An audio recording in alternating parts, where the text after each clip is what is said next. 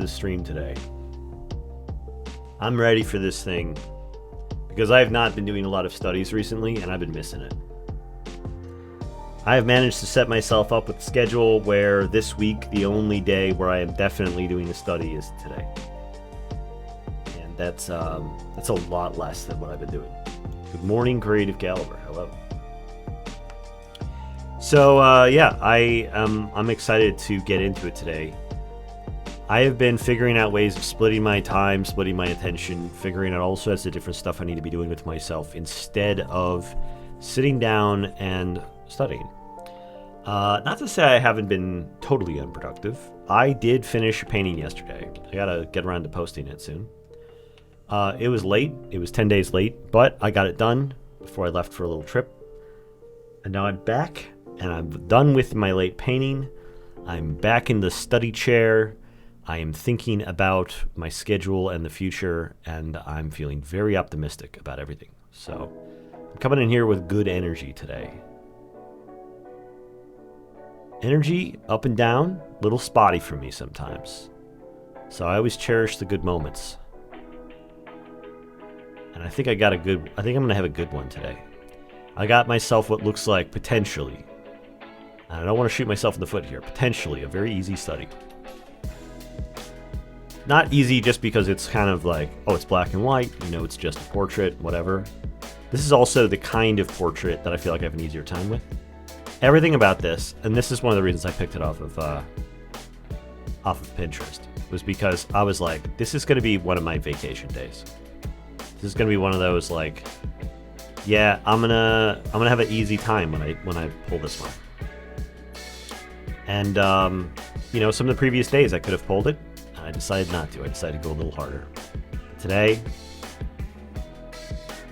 I was excited about coming in here, and I was just going to make sure I just had a good one. Hey, Nexty. Hey, Addict. I haven't got my music set up right away. Dustin had to remind me about very few things in order to get this thing rolling. I went out and I had some fun with some friends. The wife, and I'm coming back feeling refreshed and thinking a lot about the kinds of things that I want to do, and it's been re-energizing for me. So we'll see what happens. We'll see how long this holds out. I got plans, guys. Got plans for the future. Got schemes.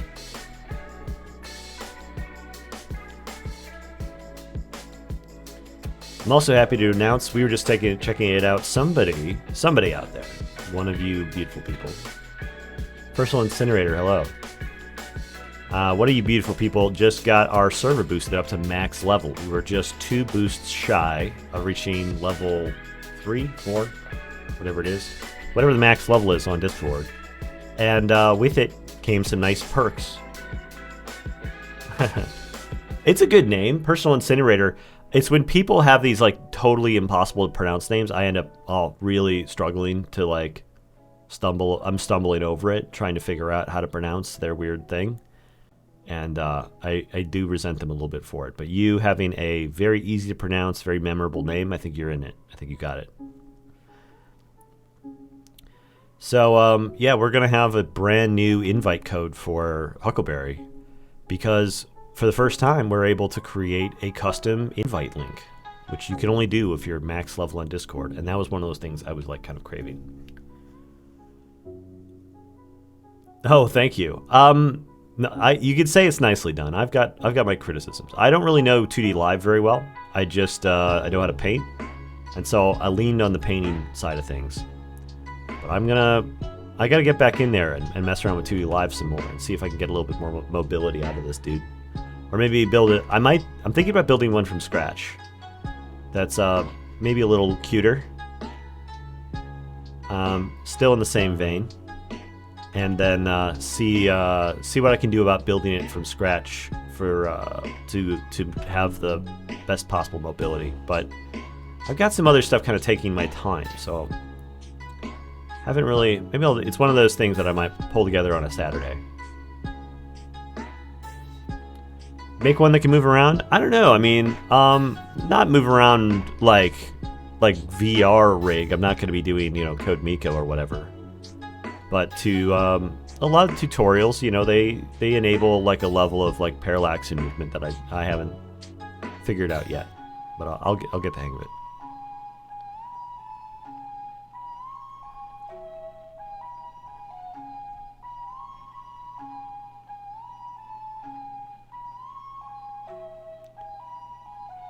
I intend on having a unique avatar for as long as I can.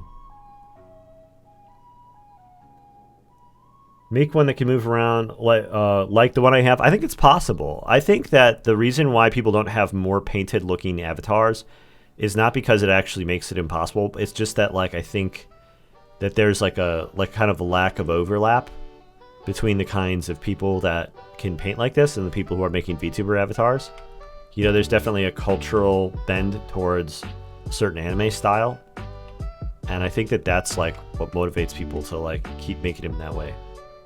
Because a lot of the seams that you would think would be a problem, they get covered up when you like scale it down. At this size, you can get away with a lot of like hinkiness that like reveals itself up close. So we'll see. We'll see what's possible. I want to do like a more detailed painted avatar like this. And do it with a lot more mobility. And I also want to do a kind of weird painted chibi guy too. Ooh, that one's going to be more standard. Good morning, Summer Dragoness. Good to see you.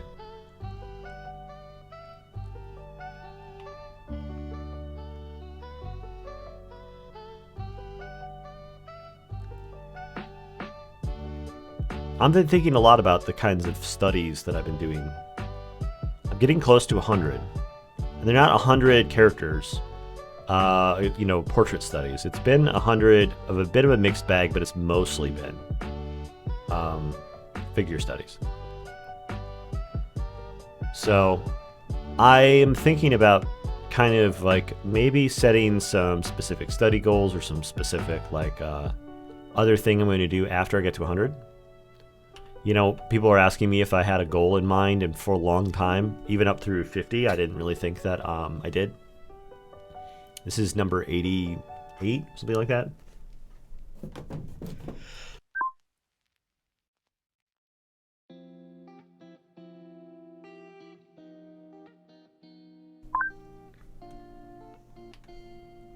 And so now I'm thinking about doing some very different specific studies to try to like try out some different kinds of study goals. Because I've never really, you know, this is kind of a new world to me, the whole study thing.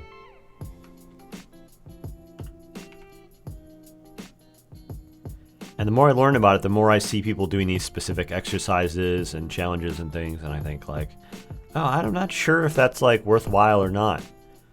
But the more I see it, the more I think like maybe there's something to it. And it makes me want to try it for myself.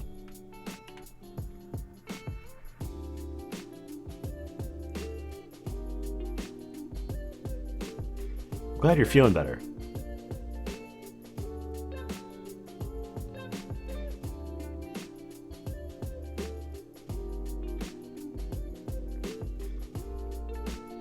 Yeah, I could do one of the options I was thinking about doing 100 imaginative landscapes, where I just load up on a bunch of like landscape imagery and then I draw something from scratch every single day. Maybe I set up 100 prompts in advance and then I draw 100 landscapes for those prompts. And I just do that for, you know, 100 until I can get 100 of them nailed down. Or a dumb monster.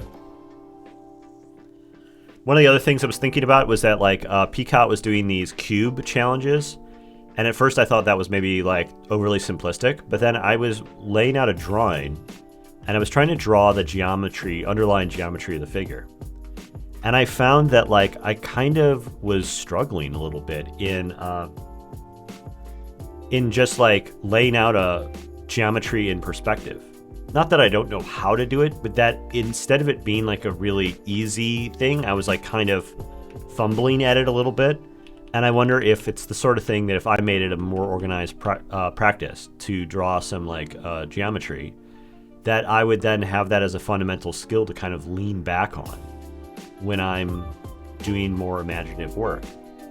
You know, I have it well enough where I don't really struggle in drawing a figure in 3D. But what if I was really good at it, is the question I keep asking myself. What if I was better at this fundamental skill? How would that affect my overall repertoire? It's not, like, I really want to push back against this idea that you need to have these set of fundamental skills before you start making things. Like, I think it's a dangerous idea, and I think it's wrong. I think that people should always be making stuff. They should always be aspiring to make what they want, and they should always be trying to do it, regardless of whether or not they think they're ready. But intermixed with that, I think that there's something potentially really valuable about, like, building up, you know, having some... It's like how athletes go into the gym to train specific muscles to be stronger. It's not like you go to the gym and say, well, until I can do these exercises on this machine, I'm not ready to play basketball. You get out there and play basketball, and then when you feel like there's some specific motion that you want to be faster at or stronger at, you can go into the gym and train that muscle to get stronger at that thing. And it's about specializing. It's about, like, strengthening, like, a specific aspect of a larger system that you're already engaging with. And that's kind of where I am, is I'm an art athlete of sorts. I do it professionally. And I'm thinking about ways in which I could excel in specific areas that I don't feel as confident in, as, like, a way of building the overall, like, structure of my art career up a little bit. And I want to set a positive example. So the fact that I want to set a positive example in terms of, like, how to really go about building up your yourself as an artist, I do wonder if it's the wrong choice for me to, like, be publicly practicing these fundamental skills, because I worry it sends the wrong narrative about, like, what the next step is for people. Which is why I'm thinking about a goal like 100 imaginative landscapes. You know, landscapes being a bit of a weakness of mine. Something I can do if I invest enough time, but I don't feel as strong in as my character work. Oh, thanks so much for the Prime sub, Genius Mob. Really appreciate it. And then, oh, wait. Okay, I see. My volume's a little high on the music.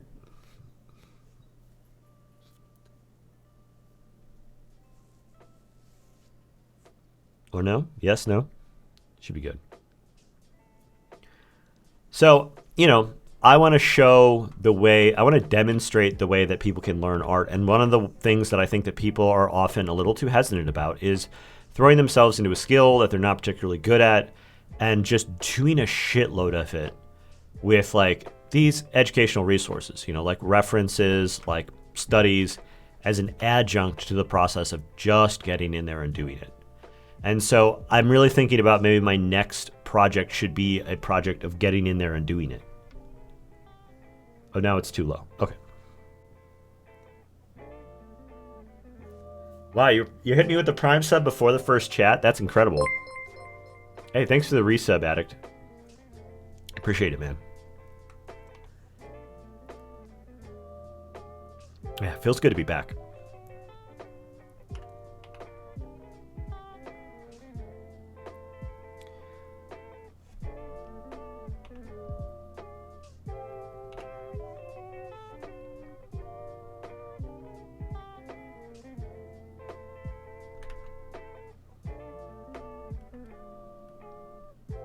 I want to encourage people to be getting out there and going after their artistic goals rather than believe that it's something that's, like, down the line for them. I don't want people to, like, feel like they're going to be an artist someday, and in the meantime, they've got to, like, punish themselves, wear a hair shirt. It's just not the way it gets done. And the more I spend around the study space, the more I see that as being one of the major problems that a lot of people suffer from. This idea that they're like, they'll be an artist someday, they'll be good someday, but in the meantime, they must spend their time in the mines, in the study mines, toiling. They have to be giving tribute to all the great artists in forms of buying all their tutorials, and they need to like sign up for as many workshops and classes, and they need to learn all the fundamentals and memorize all of the anatomy and all the names of all the muscles and all of the different artistic terms, and that is what it's going to take for them to someday be the artist that they mean to be. And I just think that ain't it, Chief. It ain't it. Someday. I don't know. I never treated art as a someday thing. I always just ran at it head first. And everyone I know that's a successful working artist, they kind of did the same thing. I'm sure there's exceptions. I've met some people that did atelier training. I met this one guy who did atelier training in Russia at a prestigious Russian art academy where he was receiving a very intense academic background. But that's the exception to the rule. Most working artists, I don't think, went through an intense period of atelier training leading up to the point where they felt comfortable to do their own thing. I think most people who are working artists, they just made cringe art. That like embracing their cringe and just making what they wanted to make, that is the backbone of everything that they learned and everything that they show day to day. And that all the other stuff exists in the context of that. And I don't see that changing. I don't think that we've figured out a better solution to that ever. Years doing cringe. It's like, it's not time in the study minds, it's time in the cringe minds that builds us.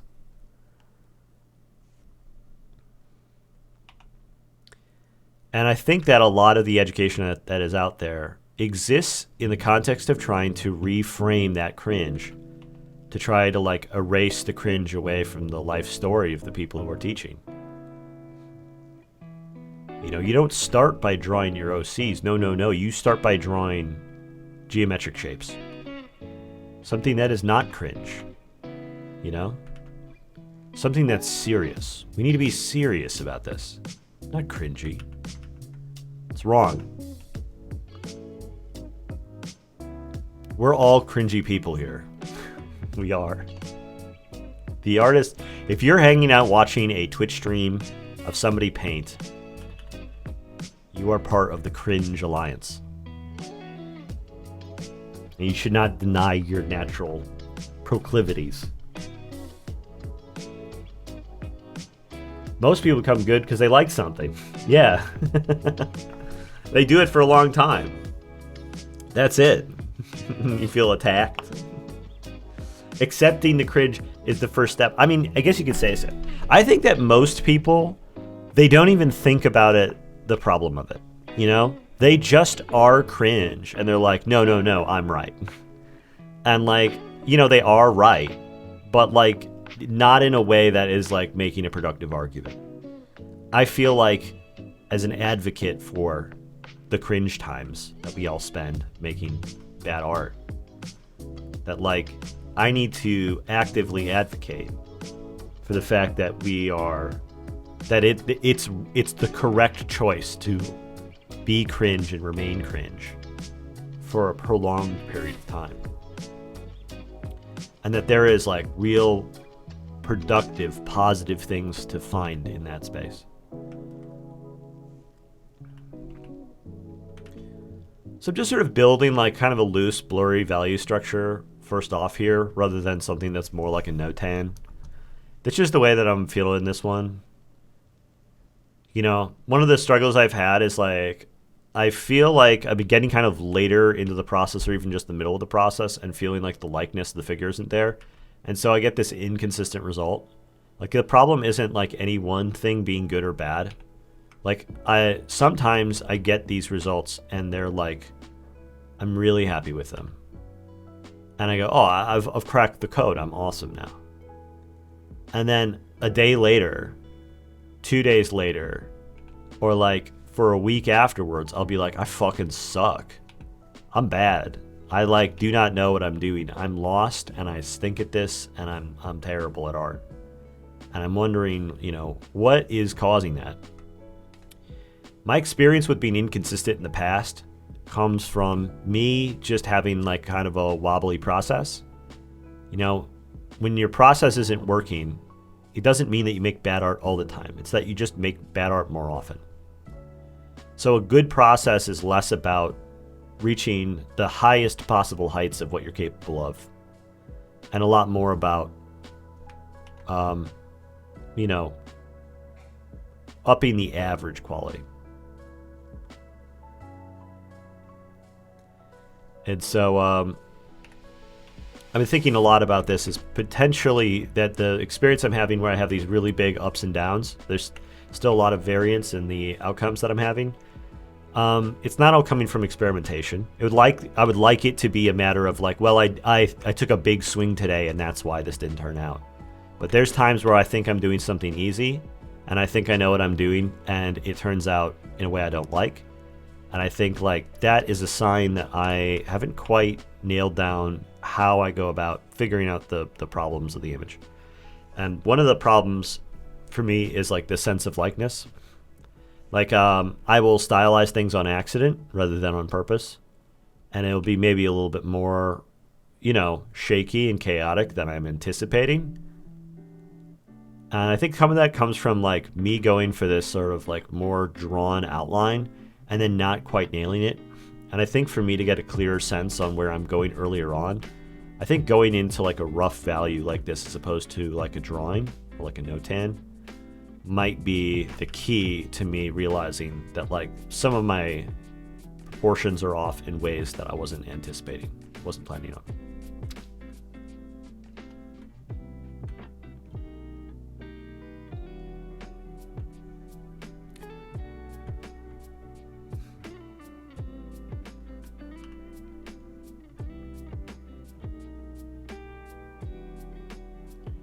I know someone who works for Marvel as a comic artist, didn't study theories, went into a proper art school. He's doing it pure gut instinct in what looks good and bad. Fascinating.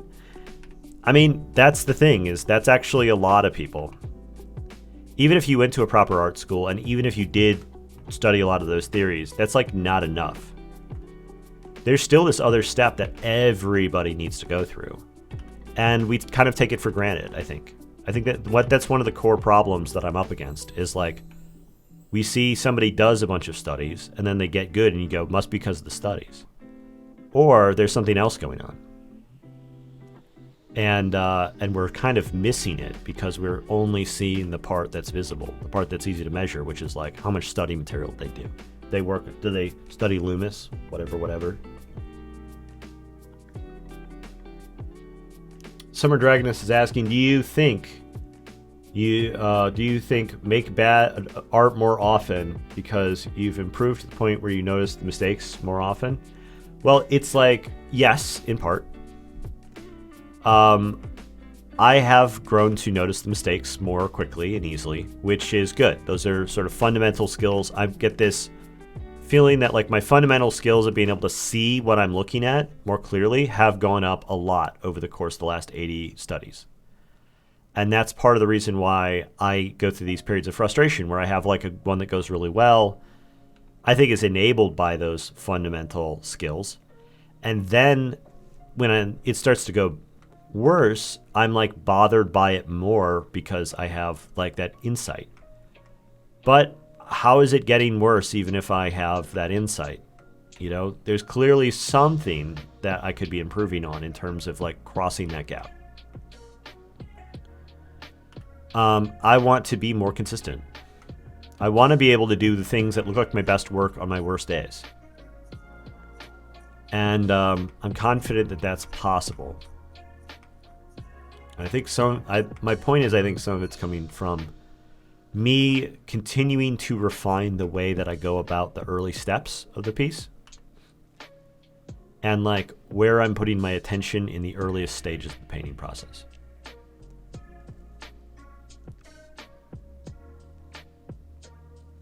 I found that tends to be true across other disciplines. And so my theory is that's true for me at this moment as well. And that's not something I'm just going to be able to look up a guide for, you know, which again matches with my larger holistic knowledge. The challenge that I have for myself is to slowly, methodically experiment with slightly different revisions to how I go about the early steps of my process, with the hopes that it will uncover a method that allows me to have more consistent results.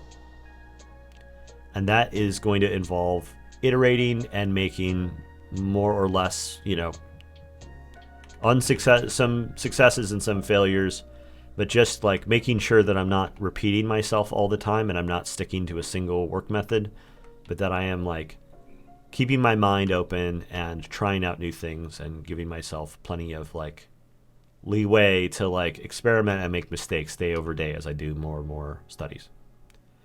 You know, the studies are there as a platform for me to make mistakes comfortably. I've done a little bit of like using them for social media and whatnot, but they are not for social media. They're not for a gallery. They are for me, for the time that I spend working on them, and the way in which I hope that they will build up my ability to do the imaginative work that will form the bulk of the whole thing. Oh, since I'm tagged as a VTuber, I should up the jiggle physics. I agree, 100%. I at least want some physics objects on this guy, but you know, if I really want to up my popularity, I feel like the stream isn't growing the way that I want to, I could throw some booba on this guy. We all know that works. I was just using an artist's stick, or keep your arm raised with a towel. Let's see. Does charcoal get everywhere? Yeah, you either need to like use a maul stick or you need to like put something under your hand. I always get, when I'm drawing with this like softer lead in my sketchbook for these for my like drawing streams recently, I've been doing nothing but smearing it. And Anya keeps telling me like, why don't you just put something on your hand? And I think it's a textural thing. It's like one more thing to distract me. It's like this thing, like, is it under my hand and how does it feel against my hand? Like, gets on my case. I like it gets under my nerves. I have got one of those gloves with 2 fingers on it where it's just the pinky and the ring finger. I might try that. Spray fix. It's just cheap alternative. Hairspray. Yeah. Yep. Charcoal seems like fun, but yeah, the messiness of it. I'm not sure if it's a bug or a feature. Don't use scented hairspray. Unless you're drawing, you want your drawings to be very sexy. All right. Let's see. Am I confident in moving forward from this point, or do I want to keep tweaking? There's a couple of tweaks I want to make.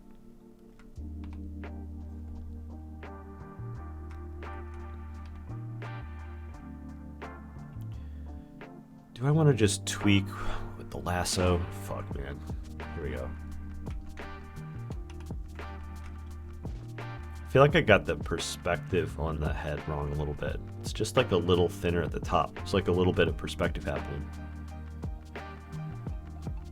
And I'm like trying to just narrow the hairline, but I don't think it's the hairline. I think it's like the whole dang head.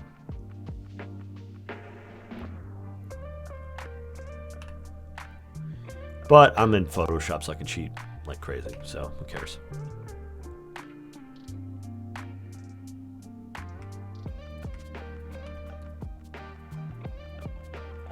Do I want to move on?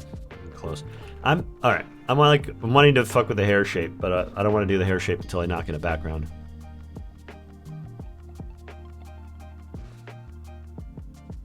Feel like your cat's gonna roll in it.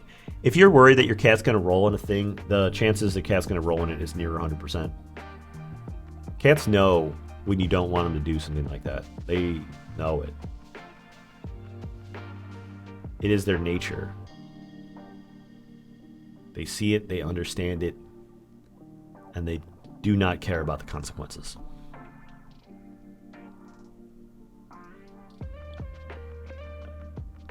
They only want to see that you are going to have an extreme reaction to them getting their shit all over your shit.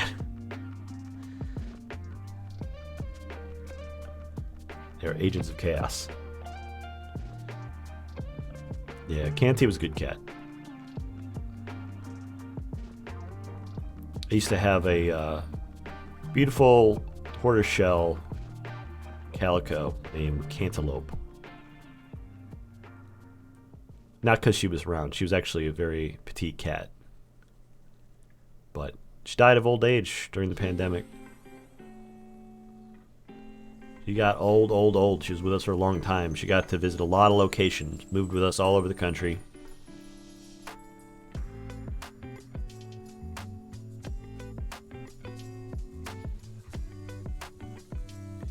Cat daily study? I mean, maybe not for me, but you guys are welcome to give that one a shot. That sounds like fun. I did get the suggestion of like, hey, maybe the next studies are going to be animal-based. I certainly don't feel like I have any skill at all with drawing animals, so it's not a terrible idea, to be honest.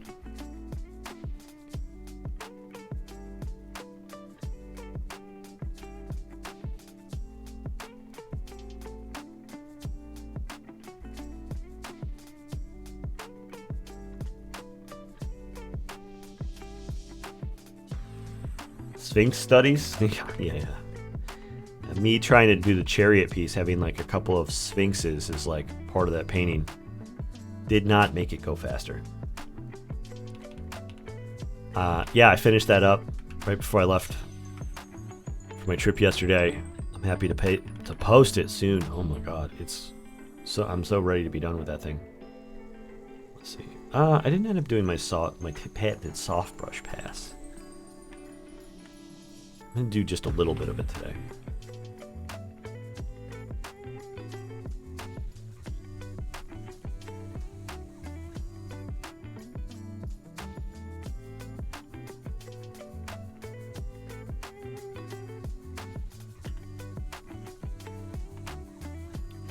I feel like only ever drawing humans. Yeah, generally me too. That's why I do it. And the environment is literally just there to make sure that they're not standing in an empty void. Though I've gotten away with just drawing a bunch of clouds behind them and be like, they're flying or whatever. And it's been such a hack, and it's worked out so well. Highly recommend. If you can learn how to draw clouds, you don't need to learn how to draw real backgrounds. It's been my experience. You ever use gradient curves on your background in your process?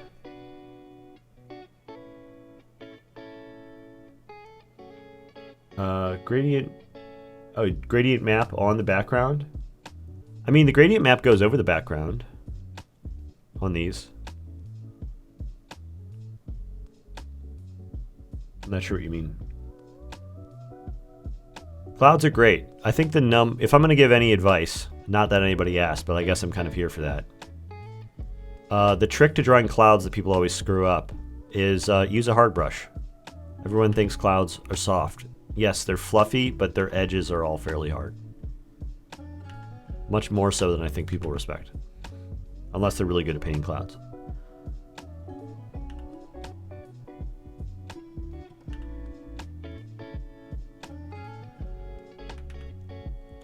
And I saw somebody, I was in another art server, and I was watching somebody learn digital painting for the first time.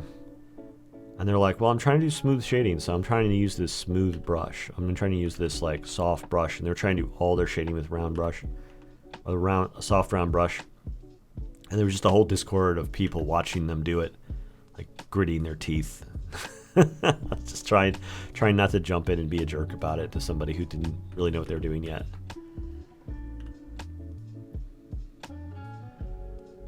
And I was in there, I was like, you know what? This is the reason that people generally stay away from the soft brush. There's a reason why it's like, I feel like there's a reason why I had stayed away from it for so long, and why I treated it with,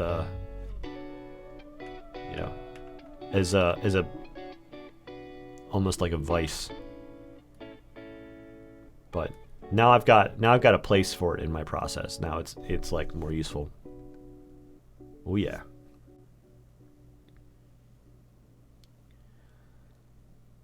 I find it to be kind of hilarious, though, because I spent 20 years doing anthropomorphic characters, so I spent a lot of time mixing human anatomy with animal anatomy, and yet I can't seem to grasp human anatomy by itself, It drives me nuts because I know how to draw it. Yeah, but like saying that you know something is like not a very specific term. Like you can know something in a kind of academic way, whether it's like good habits or artistic habits, you know, personal stuff or something that's artistically based. And you know from attempting to enact that knowledge that you clearly are missing something. Because there's so many things that we know academically that we just can't seem to like put into practice in some respect. I mean, that is a super, super common experience. And so we know that there's like a different term that's needed. I've heard some people call it grokking. To grok something is to not just know it, but to like know it intuitively.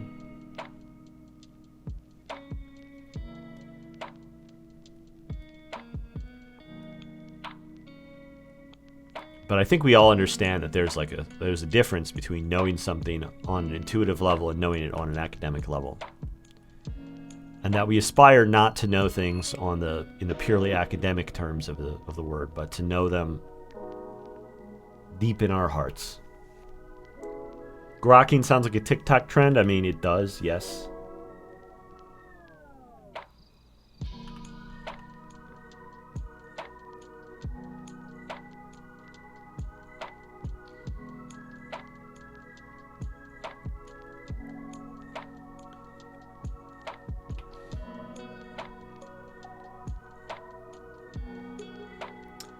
Got millions of followers from grokking, then he was expelled from school. Not for the grokking, though. It's because he set fire inside the gymnasium.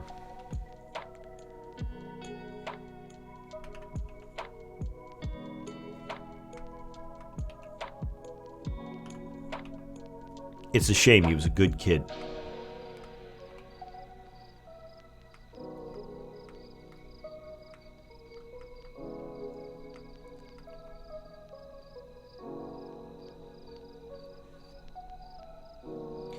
See, I think my head's a bit thinner and I ended up extending the neck, but I'm like, I can always push the neck a little bit because I think it looks aesthetic.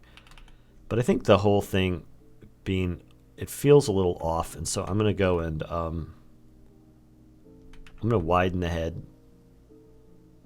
because I think in order to sell the perspective of it, it needs to be a little wider. Because when it's long, then it feels like it's more straight on.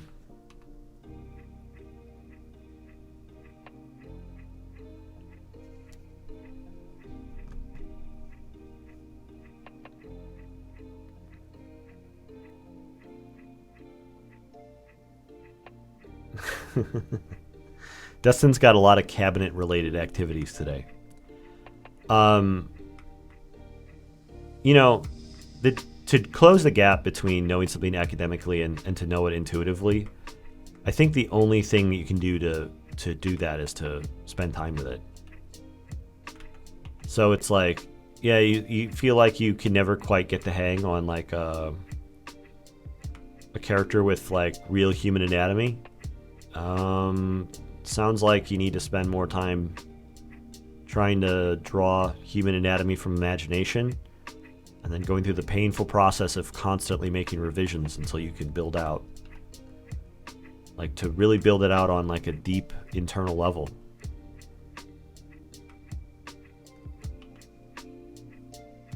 Mix in a combination of study and practice.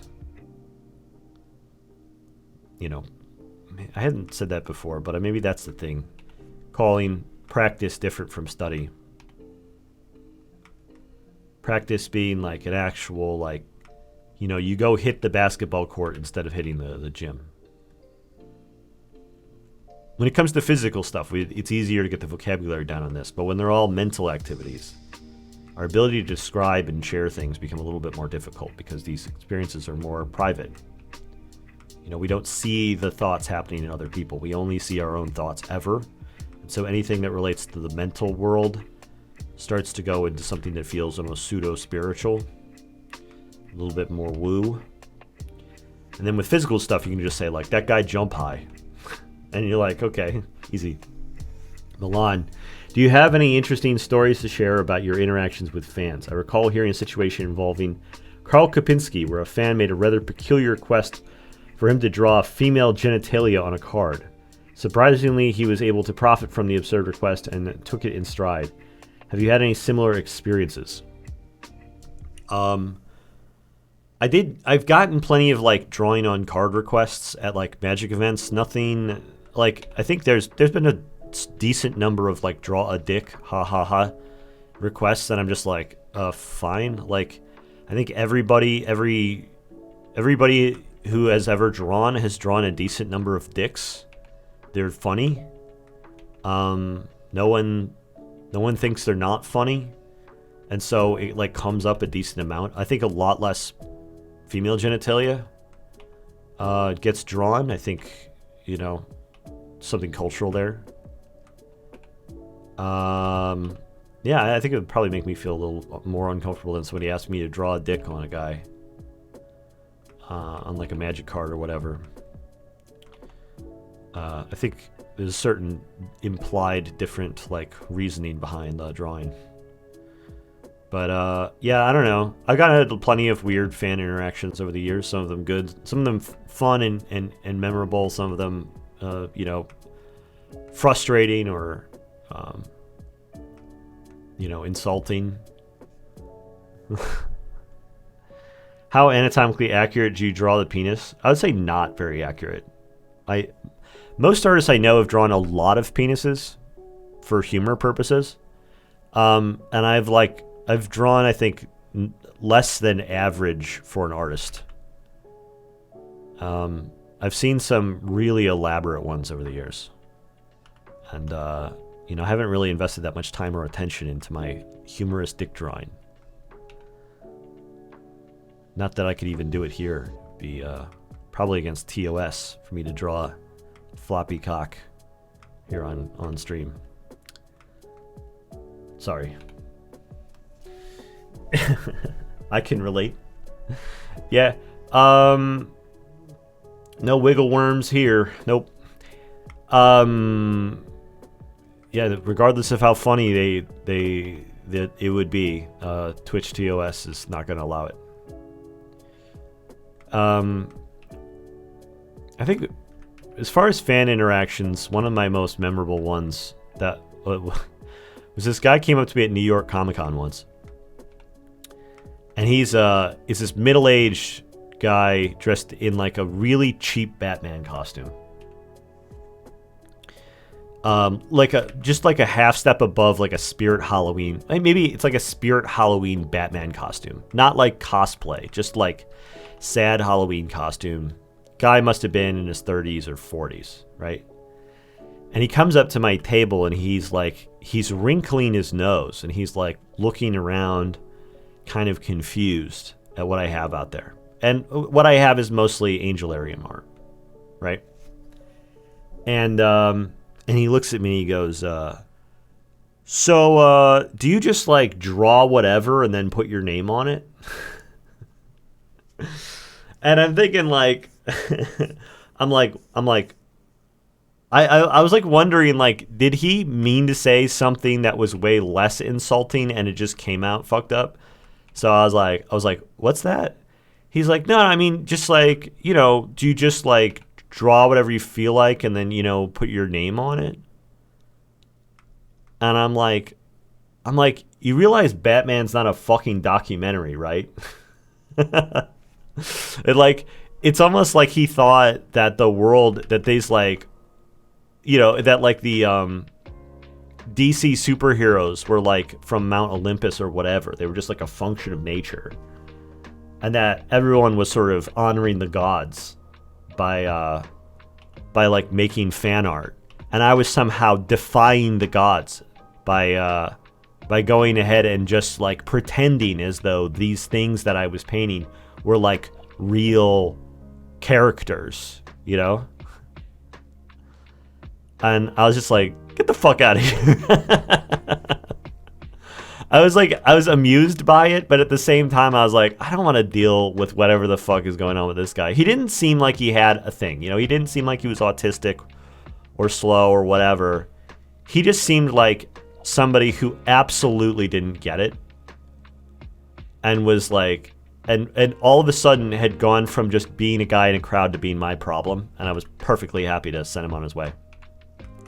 But I always thought that was funny because I felt like it revealed a sort of way of thinking that I bet a lot of people have, but nobody else was dumb enough to vocalize, which is that like some people out here are honoring the gods by drawing Spider-Man, and other people are out here like betraying our tradition by bringing in these pretenders, these false idols, you know, by drawing their OCs. Or because there's a lot of like, even within the artist community, there's a lot of people who are like, well, I can't bring out the OCs, like as though it's like a sort of sacrilege. Oh, I can't show my OCs, and they'll say it like, oh well, nobody wants to buy them. You know, they'll come up with some reasonable excuse. Hey, Sketch Tech. Yeah. They'll come up with some reasonable excuse why they can't like bring out their OCs to their booth to share with an audience, but they'll try to couch it in some sort of practical terms. But I think deep down there is a certain amount of like looking at the world as from the perspective of like there are these media institutions that demand respect, and we are disrespecting them by being creative individuals. And I don't think anybody explicitly puts it that way. But I think there is a little bit of that subconsciously in the culture. And so having some guy like come up and just totally vocalize that was a lot of fun.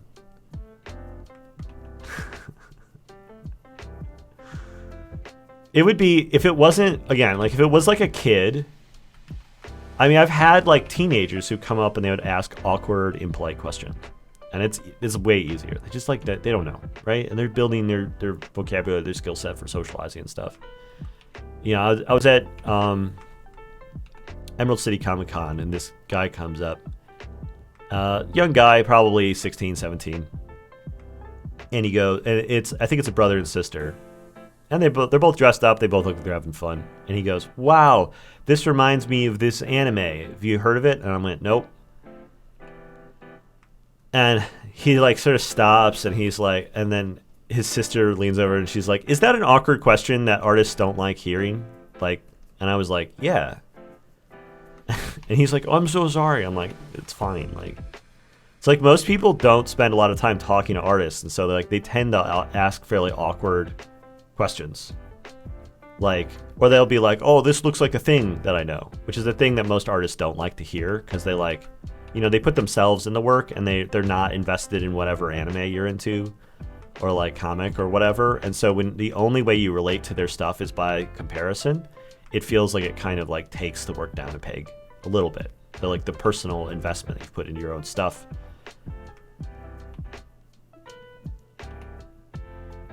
But I'm usually really forgiving of people having kind of like rude, awkward interactions, because like, you know, I've gone to cons a lot, and I know that most people are there. They're enjoying the work. They want to have a conversation with the artist. They don't have any experience talking about this subject, and so they tend to be pretty awkward.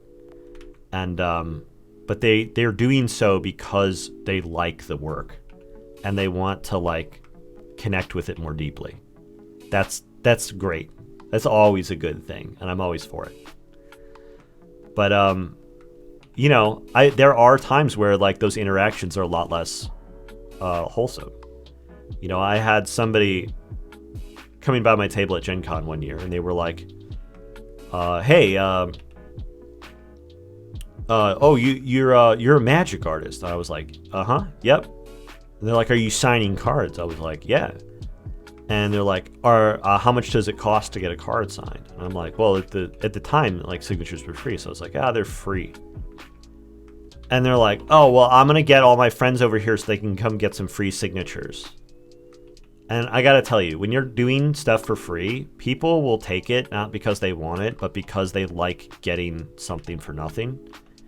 And in some cases, it actually feels like people are, when it comes to getting like autographs, some people will get them not as like a positive interaction, but as a way of kind of like exerting their control over an artist.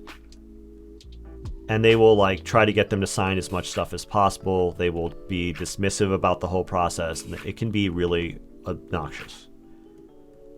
And so as soon as the conversation starts going the direction of like, oh, I'm going to try to get a bunch of people over here to make you do as much work as possible because you're giving out like this opportunity to be exploited. I was like, yeah, well, I mean, if you could bring your fans, I'm like, yeah, don't tell your friends. Like, if you tell them anything, tell them that like maybe both my hands are broken or something.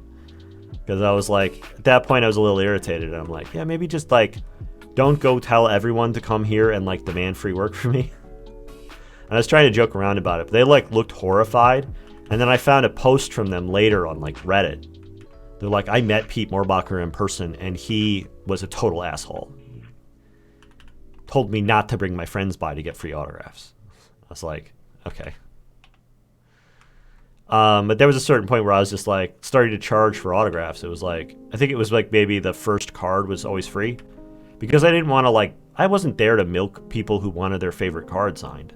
If they had a card of mine that they like loved and they had this huge connection to, and they were so excited to meet me, and they would love to like have this thing be in their deck and have it signed and make it extra special for them, like, easy. I don't need money for that. It's such a feel-good moment. But like, that is not the majority of like autograph signings. The majority of autograph signings really feel like people trying to take advantage of you because you're allowing them to. And so I was like, first one's free, and then, or I'd say like maybe it'd be the first 4 were free. I'll do a free play set. If you have a whole play set of a card, mine that you like, you play, bring in your deck, give me the play set, easy. It's free, happy to do it. But when it was all the way free, people would bring in stacks of like 150 cards. They would go and try to find every card they could to get signed, just to like sit down over you and watch you like have to like work and like, try to balance between signing and like talking with people and trying to like make sales and have to apologize for stopping. It was so frustrating sometimes. And then the money, when it turned into a transaction, it got a lot healthier. But like sometimes I'd even tell people that I was charging, $5 for a signature or whatever. And then they would go and they would rustle up $5 and they'd come back, they'd have one card. I'd just sign it and tell them it was free. Because it was just a matter of like, if they cared enough to spend money on it, then I was perfectly happy to sign it for free. It was when it was that kind of unhealthy interaction that I ever had a problem with it. And I found that over the years I was able to like minimize those unhealthy interactions by setting up strong boundaries. Some people really hated it, but the people who did not want to have like normal boundaries with me as a fan were the kinds of fans I didn't really want to interact with anyway. Very rare. I'd say 1 in 1,000 is like a problematic fan. The majority of them, very excellent people. Yeah, Redditor.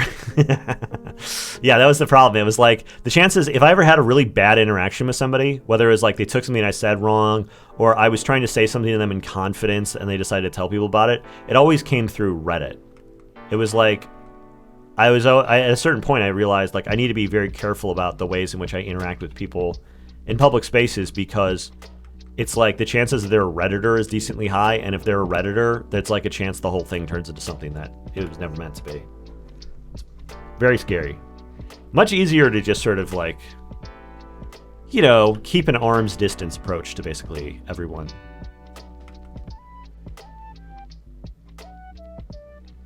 This guy's getting kind of chunkier and more geometric than the original model, I think. Like the eye position's off a little bit too.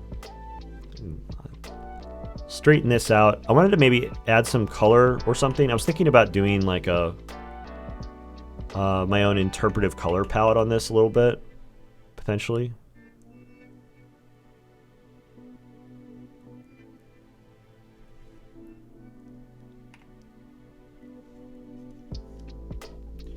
Entitlement is a huge problem with free stuff. Yeah, people don't respect your time when it's free. It's true. And so it was like, I was always trying to look for a way of like making sure that I could give a gift to anybody who really cared about my work. Anybody who really loved my stuff, I wanted to serve them. I wanted to like make their day better. I wanted to make them feel like they're getting a good deal on purchases. I wanted to give them free things. I wanted to like see them smile. I wanted to make them feel like they had an amazing time at a con because they came by my table. But that has to be balanced with like boundaries and respect. And, you know, working out a process for doing that can be a bit of a thing.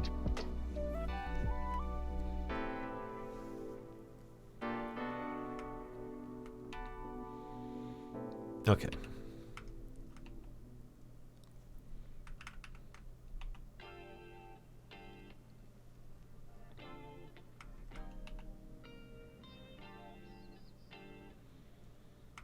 So, yeah, I don't want to get this thing started off with this much more geometric approach to the overall structure. And I think even after the soft brush and even after trying to keep it a little bit unrefined, it's still feeling a little bit overly like chunky and Arnold-esque. And so I definitely need to make sure that I'm keeping things broad and loose. I could go in and just detail it, and that'll like smooth out a lot of these harder transitions. But I'm wanting to like see if I can address some of these like textural issues, like a sense of it being a little softer or a little bit more precise or whatever at a distance here, instead of relying on getting in and making really precise individual marks. I just feel like that's a bit of a crutch. I want to have like the impression of the thing, read at a distance without getting into the details.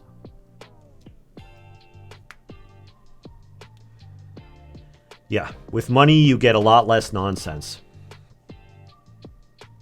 Money is not always a good thing, but there are plenty of interactions that benefit from a financial exchange because they set expectations.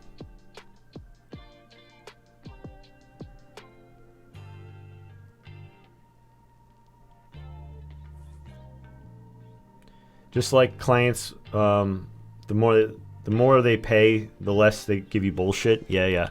It's like the smallest paying clients are usually the ones that are the most high maintenance. That's like the default. Is that if you're going to get low paying clients, you're also going to be dealing with tons of revisions, tons of opinions, crazy art briefs. That's one of the reasons why when somebody's at an early stage in their career, I try to wave them away from commissions. Partially to like, because I don't really think commissions are that beneficial to people, especially in like the early stages of their career. I think that the kind of jobs that are available tend to not be very productive for growing a career. But also because the jobs you can get when you're like earlier in your career tend to be pretty annoying. People like, you know, it's just like you're getting these like paragraphs and paragraphs long briefs for like a $50 character bust. And like, if you haven't had a lot of experience, the incentive is to just go like, well, this is life. I mean, this is what it means to be an artist. It's not. I guarantee it.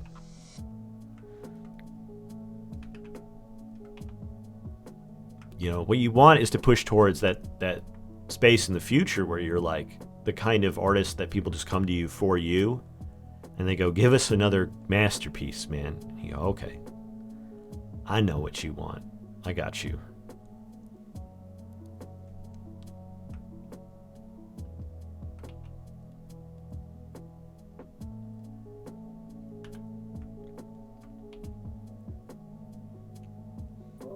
It seems to be working, so if you are enjoying the stream, hit the follow button. Oh, you think that the asking for follows thing's actually panning out?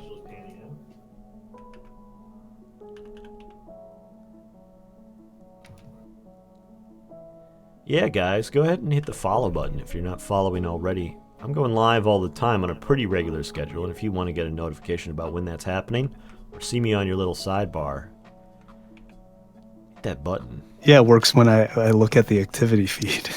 Really? The names pop up. Twitch gave us some feedback to help boost numbers and stuff, and we're like, this feedback seems pretty simplistic, but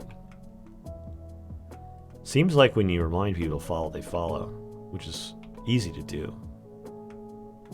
So we'll do it. We'll tell you guys to follow. And if you love me, you would follow. Welcome back, Personal Incinerator. Would you recommend to people who are starting out? Sometimes they see commissions. What would I recommend for people who are starting out? I would say, you have to have a personal project. I think that you don't need to have it be an epic. You don't need to have it be an IP. But you definitely need to have something you would be working on if you weren't working on a commission. I think commissions should be peeling you away from something. If you're going to take time for a commission, it needs to be at the expense of something that you would rather be doing. And so having that in place, I think is going to be really important to maintain a sort of healthy relationship with yourself as an artist.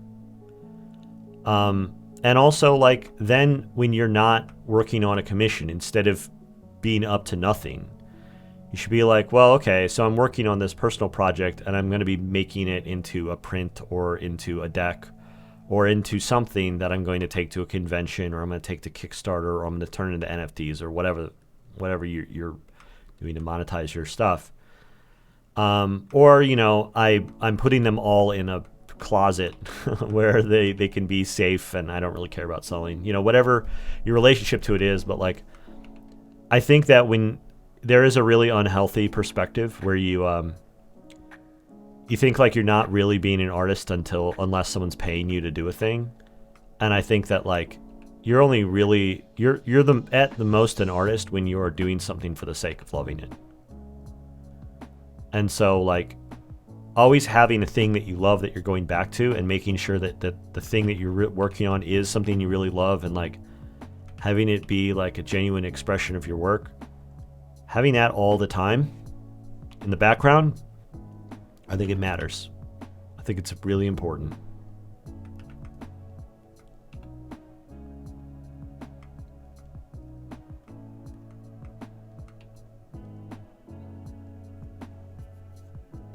Yeah, this is the secret knowledge, by the way.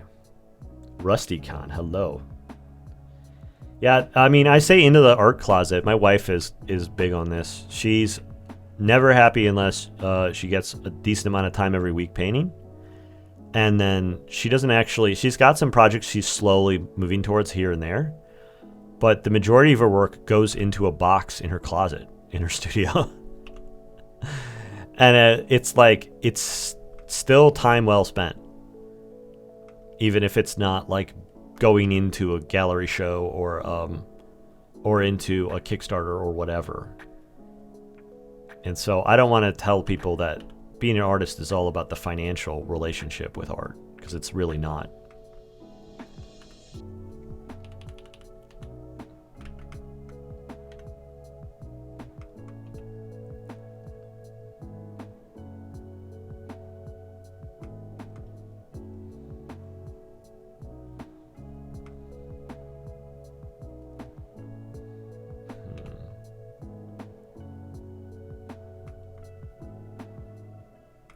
Yeah, I'm lost in thought here a little bit on this thing.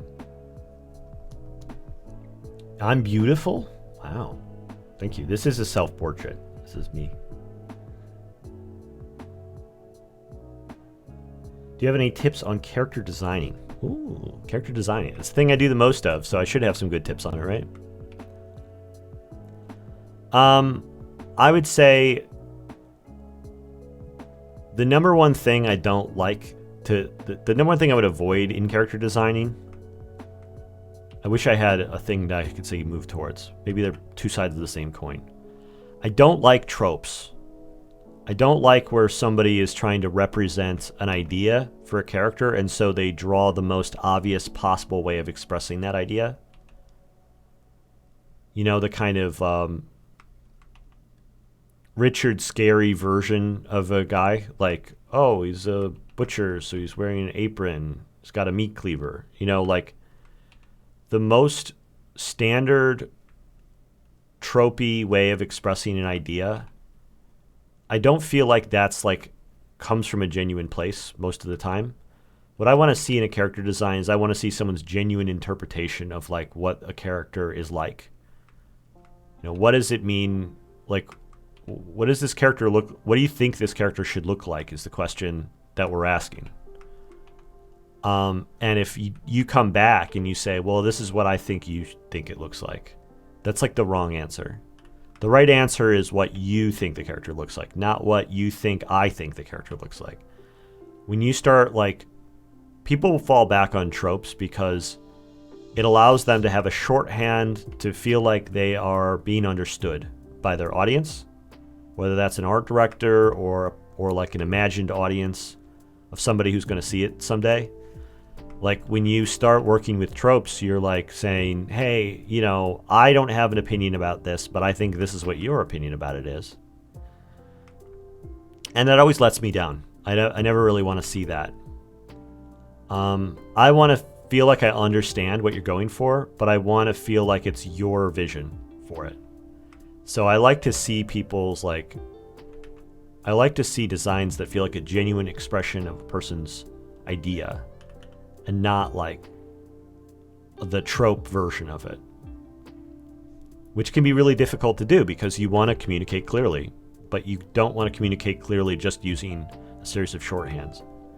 I think like when I'm doing my own character design, I try to work as intuitively as possible, where I think, well, this guy should have a big pointy hat. Okay, well, why? I don't need to know why. I just feel like he should. And that feeling of it, I imagine in my head when I think of this guy's wearing a big pointy hat, I just try to say yes to myself and I try to trust those instincts.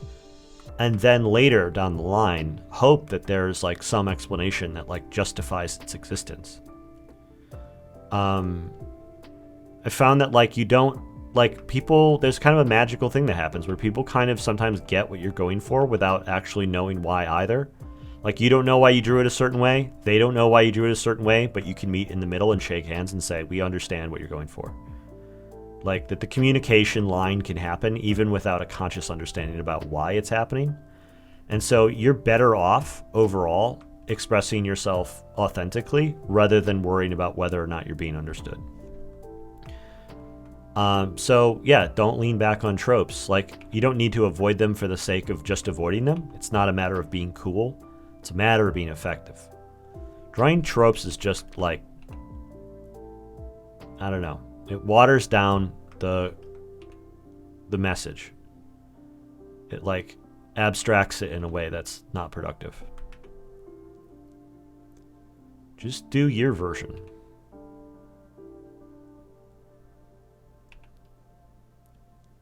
It's a slightly scarier approach, but if you can practice it and you'll see the results, and the results are positive, it becomes easier and easier to keep doing it. Let's see, am I going to gradient map this bad boy right here? This quote-unquote self-portrait? Richard Scarry? Yeah, let me pull up Richard Scarry.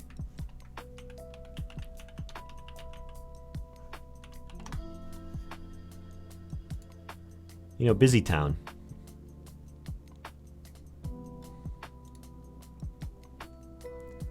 It's like, what's your version of these simple ideas?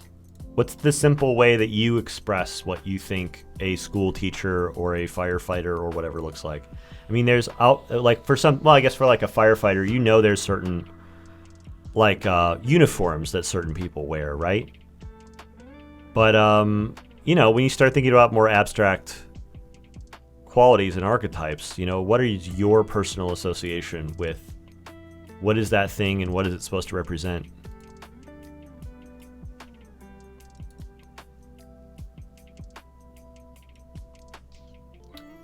Yeah, this goes way back. I mean, I think this is what people imagine when they think of like a functional society. They're like, everyone kind of wants to actually live in a Richard Scarry book. I do not blame them. I'm with you on that.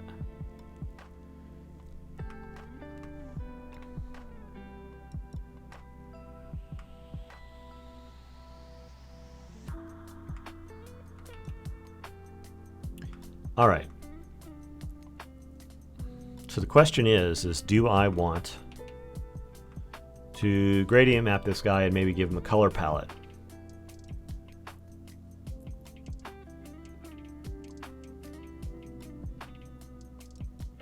Yeah, an artist, but that's the thing, is like an artist is, you know, is it like, do they carry around do they have a beret and carry around a paintbrush and a paint palette everywhere? Or is there some other way that you can express, like, what do you think of when you think of somebody who makes art? What do they look like? You know, to me, I think of I think of somebody who's not unlike myself, you know, wearing a black t-shirt with some sort of clever design on it and pants that are maybe a little too slim fitting to be current with the times. And it's just like you see somebody like that and like maybe put a hoodie on them and you're like, there's an artist. Well, I feel like I can always spot the art students in town because it's the kids who are, they've got a cool bag, they have an ill-fitting hoodie at a time of the year where it's way too hot to be wearing a hoodie. I'm like, there's the art student, I found him.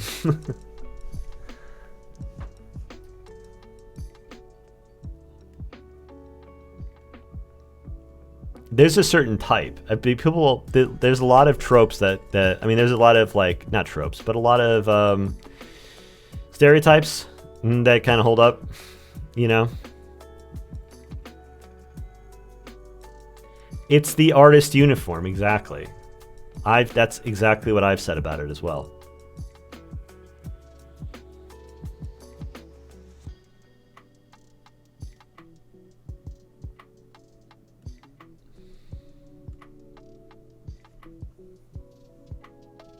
All right, I'm 1 hour in, and I'm kind of far along with this thing. So maybe I will, let's see. Do I want to put color over the top of this?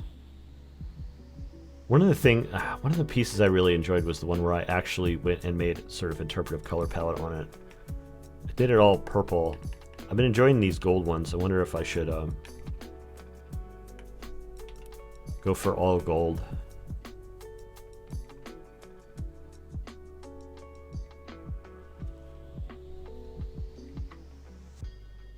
Yeah, don't know what artists look like. You never go out. That's true. Have you seen photos of young Brahm? Young Brahm. I've only met Brahm. I've only met old Brahm. Trying to think of. I always imagine young Brahm looking like he is in a synth band.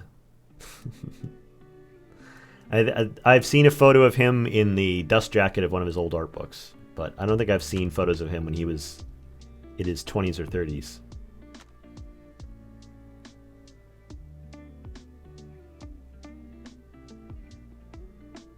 Go be 95 degrees outside and go out in jeans and a hoodie. It's true. It's how we can spot you're a real artist.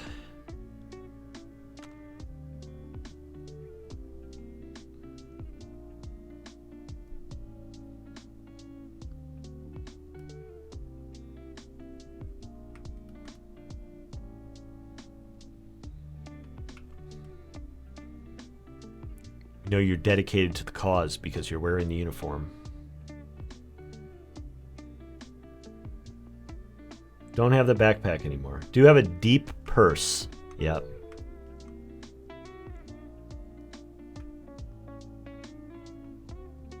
I'll count it.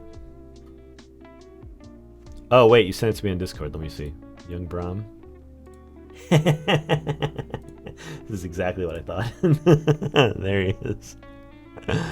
Oh, the eye makeup is going. The eye makeup and like posing on top of a graveyard is even further down the same line that I expected. Ah, boy. Oh, does this guy go to art? You're saying this guy goes to art school? Are you kidding me? No way.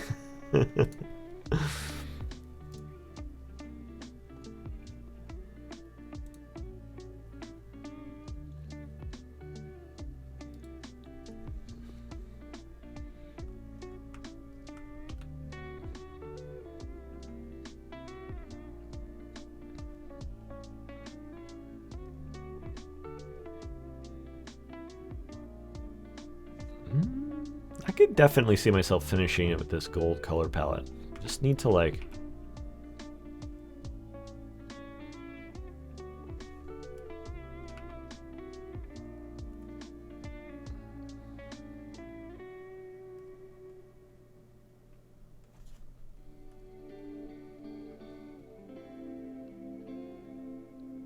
turn it down just a little bit. All right. Okay. All caught up on chat. Settled on this. Now it's time to tuck in and do some details, I think. Yeah. Hell yeah.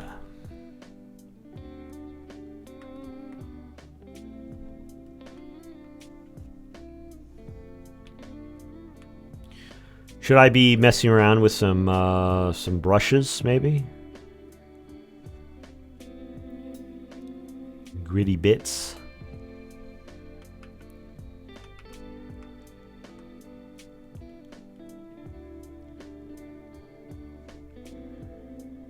Got the Ash 2023 brush set here. Oh, there was something that she was talking about. A painted pencil. It's like, ooh, what the fuck? Talking about this as being like a key brush. Let's see. Is this the one that fades foreground to background?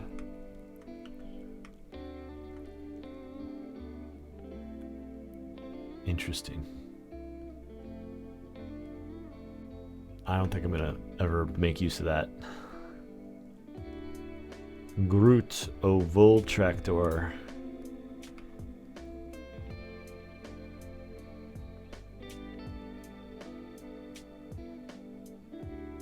You mean smudges sketching? No, sketching.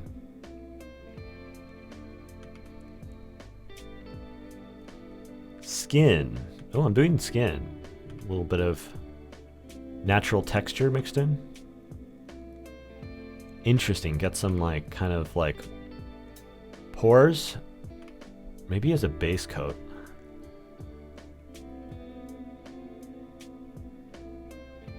Dude, asking me to follow is no joke. Who would have thunk it? Yeah, I guess. I mean, we're going to try stuff, right?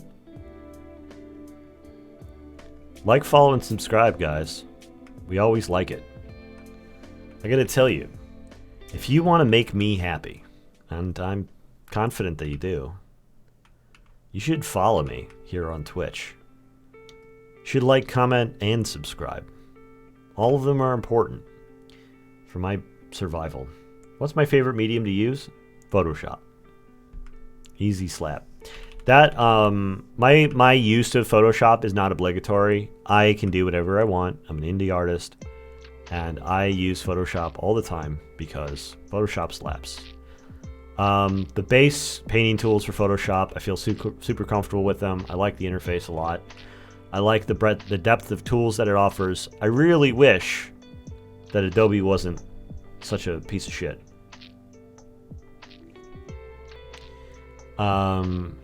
I would like to be able to have lifetime licenses. I would like to have it not crash all the time. I would like for them to not cram in a bunch of features using terrible UI and simply continue to refine what they have and, like, you know, build on like the strong foundation they've already developed. But it seems like Adobe is drifting towards irrelevancy. So Photoshop is currently my very favorite program to use, but I'm not certain it's going to be it in 10 years. Even though I'm probably going to still be a digital artist in 10 years and 20. Okay. Is this layer doing things? It's mostly just making everything soft around the edges in a way I think actually looks kind of shitty. All right. Let's back it up a little bit.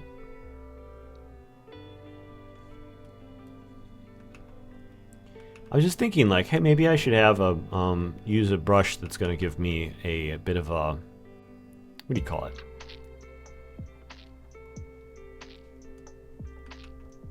Oh, I'm the hard light layer. No wonder it was behaving strangely. Give me a little bit of a painterly finish, but LGN, hello. We're building time lapse. Yeah, built-in time lapse feature. That'd be nice. Would love that. I had an idea today, and I want to run it past you guys to see if you think it's a good idea or a bad idea. I was thinking about, right now we have, we've been doing some weekly challenges on the server, on Huckleberry, the Huckleberry Discord server. Finally boosted to maximum level thanks to you guys. And yeah, like, one of the things I've tried to do with it is to make sure it's not like an ultra competitive thing. I want people to participate in it because making art is cool and fun, and you should do it for the sake of it. But I was like thinking, like, you know, people love to see competition and challenges. I was wondering if it would make sense to do a bracketed tournament where we have rounds of play, where it's an open entry, and anybody can join. And then every single round, we do head-to-head community voting. And whoever wins moves on to the next prompt. And we see who can be like the tournament champion at the end. Yeah. And anybody who gets eliminated is killed in real life by a tractor. We throw them into a combine. I mean, just to make sure that things are kept fair. It's of course it's not intended to be cruel. It's a matter of consistency. CSP is good, but no hardware acceleration. Big brushes were laggy. Yeah, Chromacore thing seemed to work well. Yeah, Chromacore fucking blew up, and everyone I've talked to, everyone I've seen mention Chromacore is like so fucking excited about it. And I'm thinking like, you know, things that people get stoked on, that sounds great. Like I could have my beliefs of like, hey, you know, I want a warm, welcoming environment everyone can participate in. That's cool. I mean, I think that that's possible to do. But also I wonder, hey, maybe there is something to the fact that people like sports, you know? Maybe make a little bit of art tournament might not be might be really productive actually.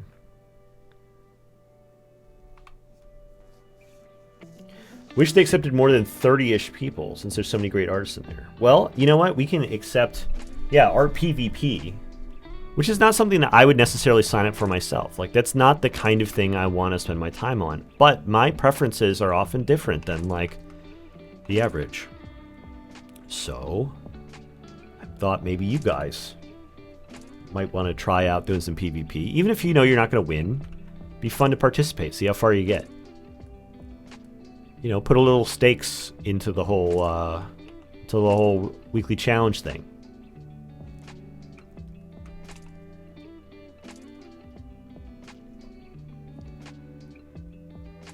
Not everyone has their inner Michael Jordan to channel. Yeah. That guy does seem like a little bit of a psycho when it comes to competition. But, you know, it's not even just about competition. It's like we need a narrative sometimes to help push us, to get us to do the things that we want to do for ourselves anyway. And that's really what it's all about.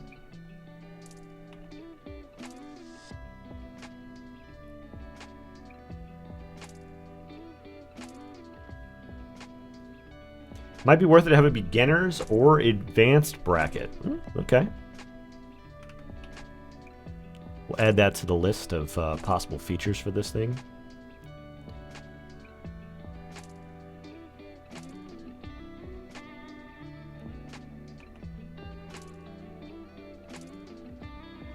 Huge problem in the fighting game community. It's the same. I bet it's probably the same people on top a lot. But like, part of it is a spectator sport. Like, you root for your guy, right? You want to see Sonic Fox fucking absolutely wreck people, and then when he does, you know, you get stoked on it.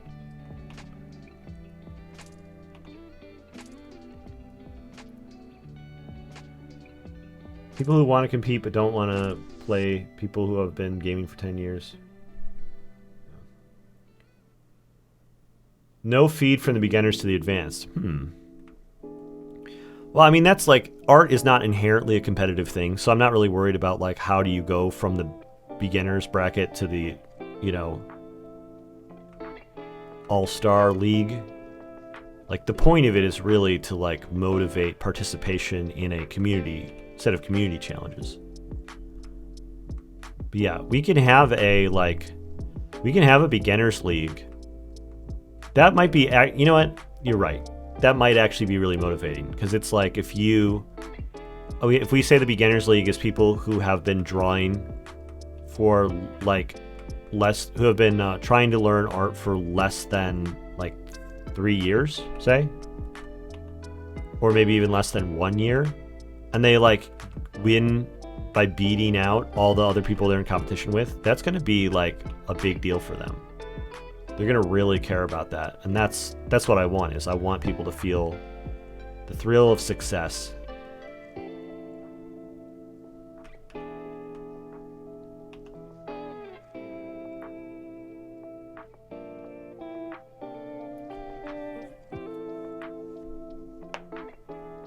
Beginners League just to win? Yeah, I don't know. We'll see.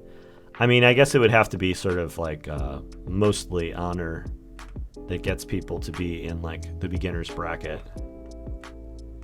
But I would probably come up with a really specific definition of it to make sure that it felt fair. Like there's like some art competitions that are intended for beginners that the qualification is that you're unpublished.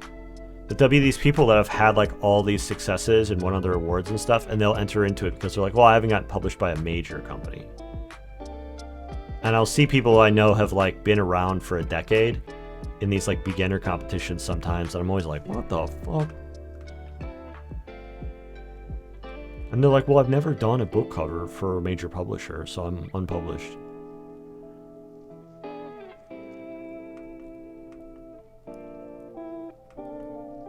And I wouldn't even qualify it by age, because I know there's plenty of people who are in their 30s or 40s who are beginners.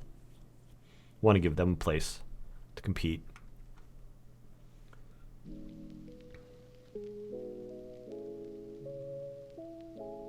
Application process? Nah, I don't really want an application process. I want people to leap into the ring with both feet. I don't want to put any barriers up to get people to start competing if we're going to do this. I want people to like join on a lark and then get locked in and have it be the thing that they do like for the next month, like bust their ass on.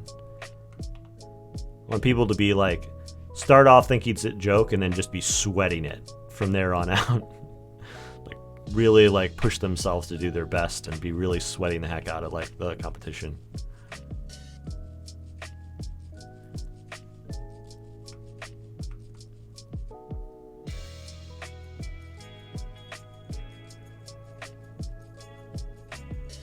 Yeah, I mean, it's like, I wouldn't say it's like when you started drawing. I think it's more a matter of like how many years of like focused study would you say you had, whether that's self-taught or, you know, academic. Because if you've gone to school for like a 4-year program, I presume you've been more or less studying for 4 years. And if you've been like, you know, making pieces and posting them to Instagram or whatever for the past 4 years, I think that also counts as like, you know, you've had 4 years experience.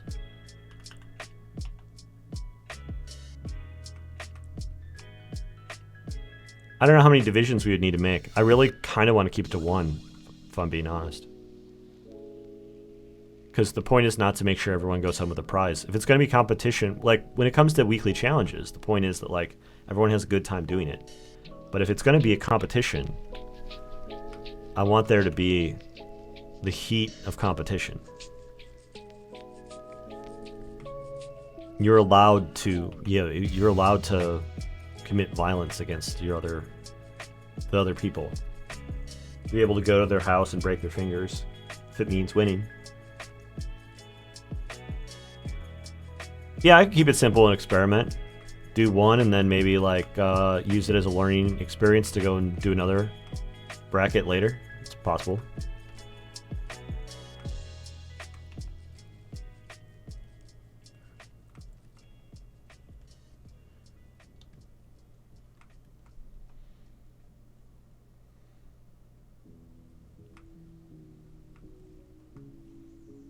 Art Fight Club, first rule is there are no rules. You must win at all costs, or forfeit the right to call yourself a real artist.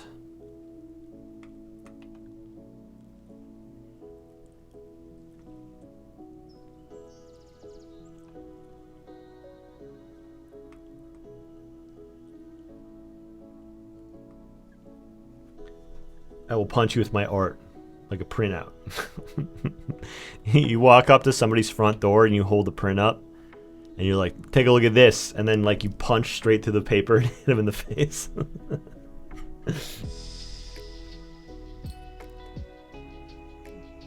Maybe make a reward like you'll share their art in a reel on Instagram if you win. Hell, I'll put up a cash prize if it means that it's going to be like a lot of people entering and trying really hard. I mean, I think anybody who's going to survive through some rounds are going to get some exposure on socials. Like, I'll share them across my socials for sure, and also on Huckleberry if we're gonna do this. Like, people who are like going to pass through into like higher rounds, they're going to get their work recognized. Like, you don't need to win to get that. Just like participating is going to provide that. The question I have is like, yeah, what do people who win, what do they win? I don't want to offer like something that requires someone to be a fan of me. I would want it to be something that is universally meaningful, which is why cash potentially makes sense.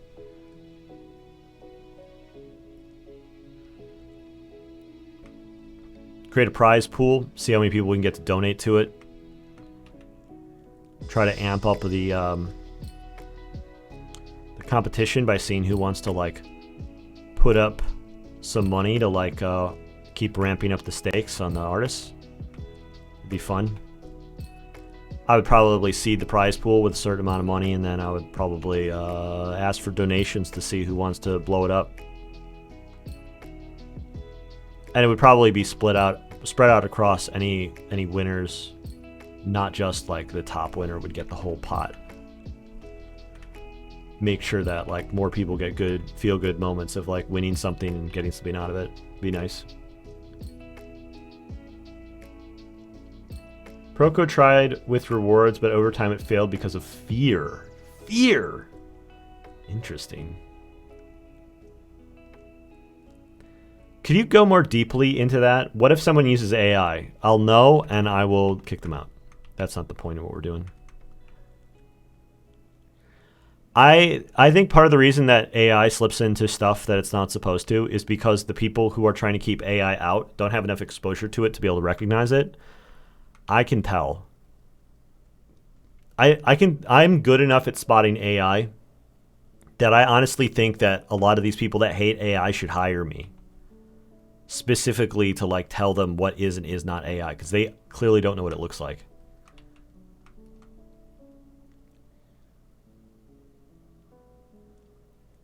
Thank you, Sleepwalker.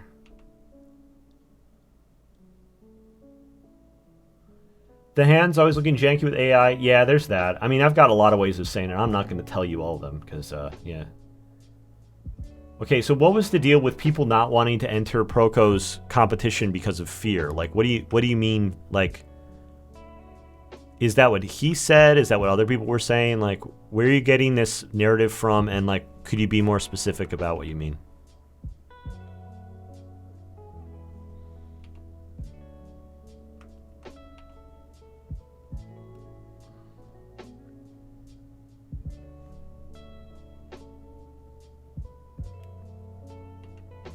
Simon Powell, hello. Yeah, glad you did catch me live. If you want to catch me live again, feel free to follow. That goes for all you guys out there. If you want to see me study, you want to hear me chat about art, ask me questions, you can catch me live anytime. I'm going live at least 3 days a week. And you can find it. You'll see it more easily if you're following. It's free.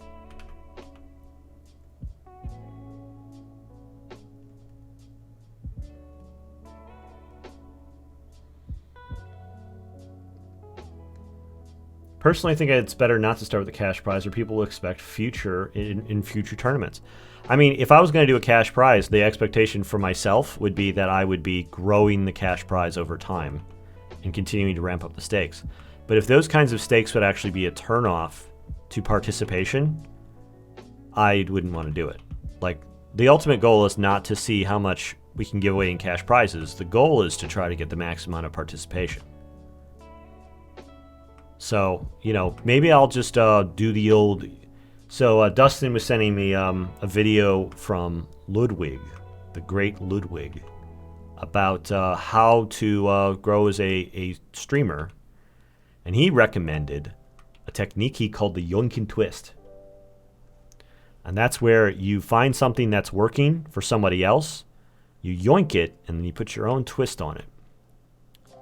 So what I'm thinking is perhaps, in this sense, we do the old yoinkin' twist with Chroma Core. Because Chroma Core is like the gold standard for art competitions right now.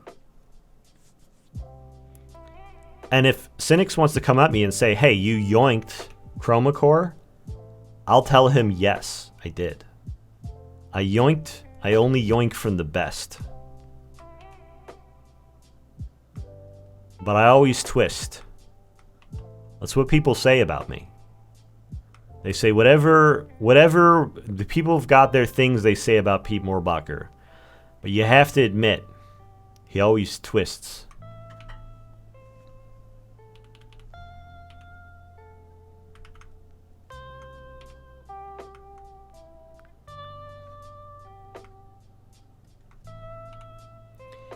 Yeah, the old yoink and twist. It sounds just suggestive enough to be very memorable, which I appreciate about it. As somebody who likes a good name for something, as soon as I heard that, I was like, oh boy, that's some good naming right there.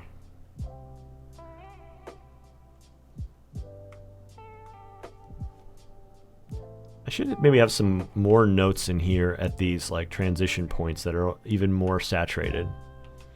I feel like that's one of the things I'm missing here. The way I glazed in the colors initially, I think we're missing some sort of intermediate tones. So these sort of saturated halftones that I typically get, it didn't really work for them. It was just kind of like lazily, and I should just pull them from the background. I don't know what I'm doing color picking them. I should pull these from the background because I got them, because I'm happy with the color arrangement in the background. Just need to like blend it a bit. But yeah, I was thinking about that yoink and twist, and I was wondering who should we yoink from and what should we twist? You know, what does that even mean? And then I was thinking about this tournament, and now I'm like, aha. We'll call it the, what's another word for chroma? We'll call it the saturation core.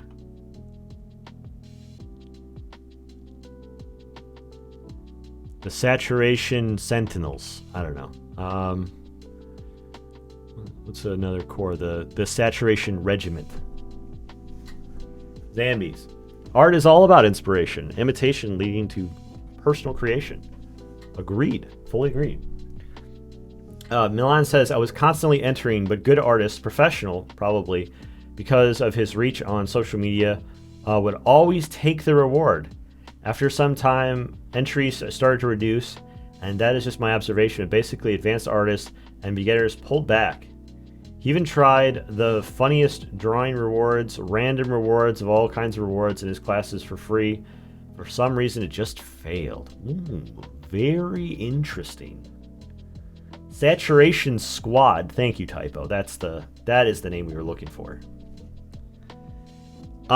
Yes, it is interesting. Like, how do you keep engagement on a community? How do you get people to participate in your thing? It's a very interesting challenge, and one that we are faced directly against. And, you know, is there a right answer? Yeah, probably. But is there a right answer for everyone at every moment? Absolutely not. The nature of this is that there is always going to be... Everyone's going to have their different right answer. And that right answer is always changing as the moment changes.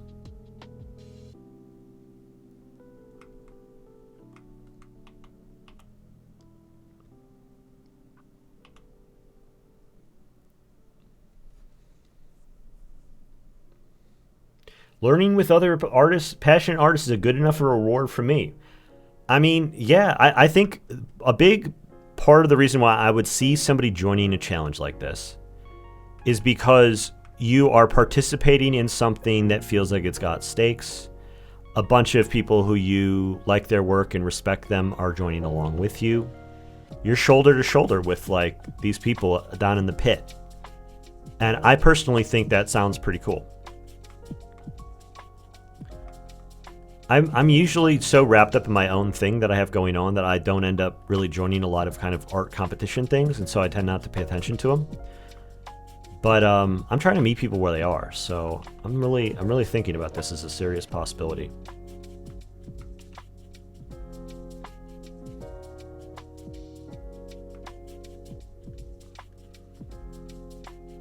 You can do everything right and still fail. Nature of the beast. Well, that's the thing, is I think if you do everything right, it won't fail. I think the problem is that what is right is always changing. And so if you did the thing that was right once, doing that same thing again doesn't mean it's still right. And if you see somebody else succeed in a certain way, emulating them does not mean it's right for you.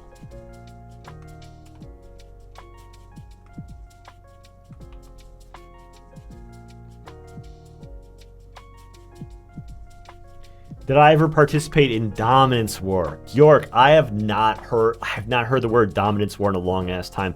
I remember looking over that and thinking like, this is the exact kind of art culture that I never want to participate in. There was something about like dominance war as an idea, I think was pretty cool. But there was like a style of art that was in that community at that time that I hated. It was like so focused on like these like micro subdivision, everything being pointy, everything being noisy.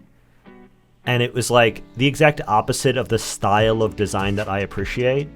And so I was like, dude, why would I want to win at a competition where all the final entries look like crap? But that was like, not like objectively bad, just totally against my style and my interest.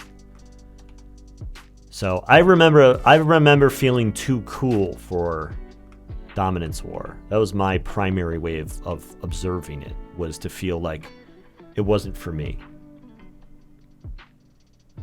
But yeah, a good example of like a very popular community competition from the past. But yeah, you know what? Now that I'm thinking about it, I don't think I remember any of these competitions that people took super, super seriously being all about the cash prize in the end. It was about a sense of community participation that drove them.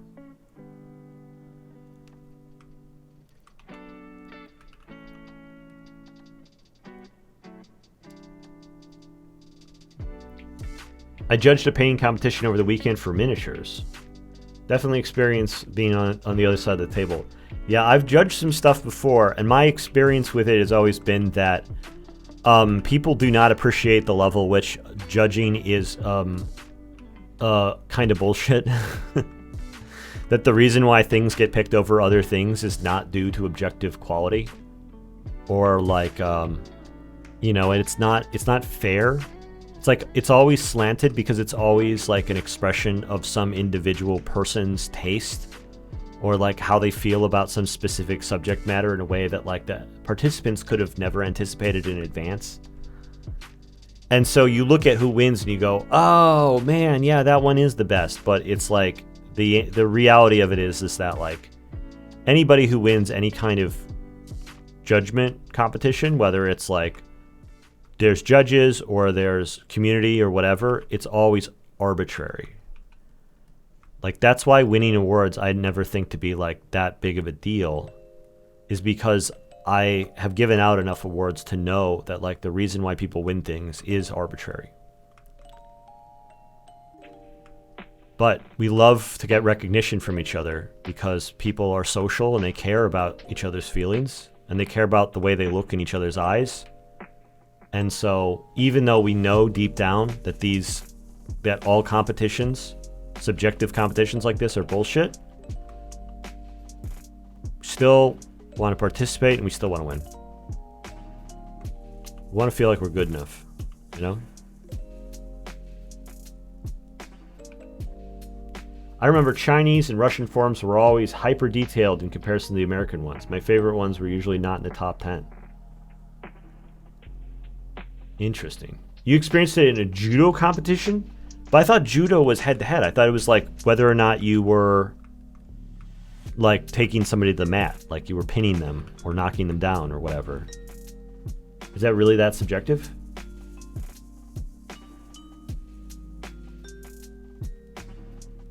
One opponent bear hugged me, walked, and then dropped me. Almost certain it was not legal. Certainly not something you should do. Ref gave him a point. Yeah. Guess even in like objective PvP competitions, still room for judges to like intervene based off of their own subjectivity. There's no getting away from it.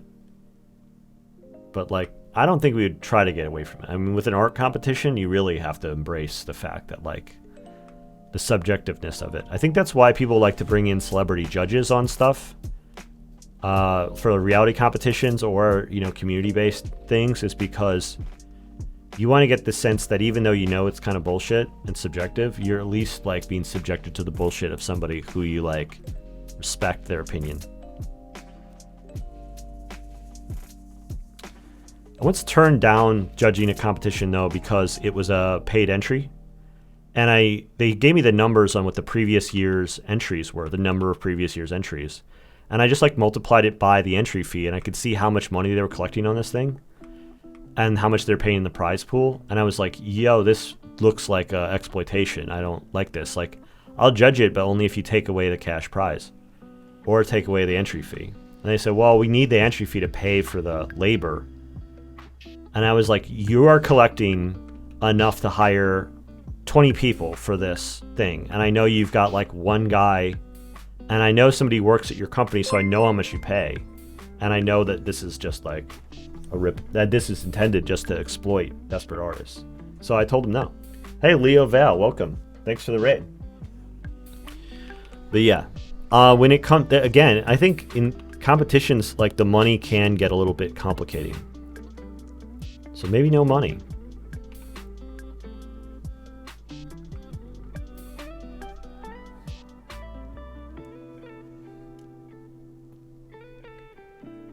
There's always going to be bias. Hey, DM.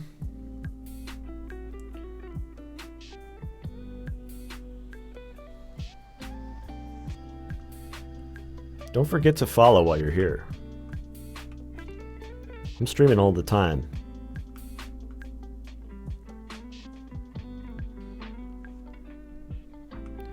I don't know. I'm talking about this competition thing a lot because it's on my mind, because I'm thinking about it today. But don't hold your breath yet. We'll let you know when there's something happening on it. If there's something else that I should be yoinking and twisting, hit me up on that. I want to know what the best possible yoinks are in the game right now. Especially in the Twitch space. But I mean, even more broadly across community spaces, we want to know how we can yoink good for the Huckleberry community. How can we make the Discord better through yoinking?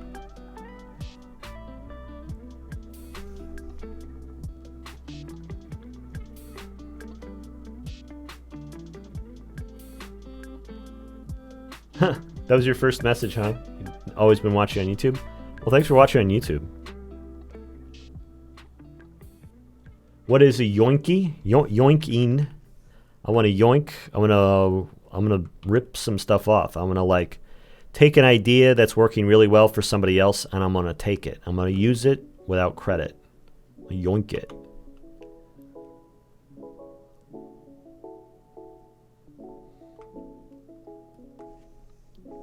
Yoinky donkey.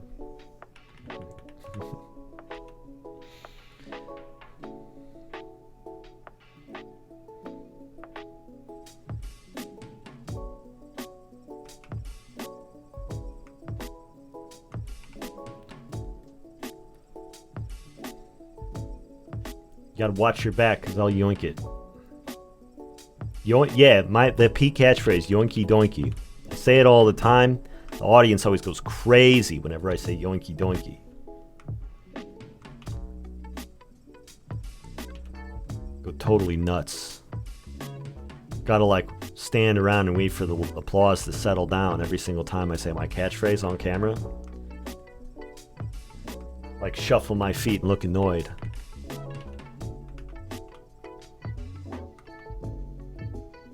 Alright, all you guys die down. It's alright. No yoinky donkeys today.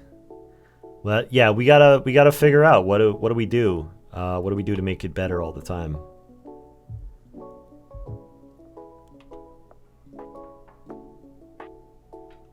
So yeah, I didn't lay in the colors in a way that actually allows me to do my usual thing, where I go through the whole thing and just kind of push around the colors and values that are already there.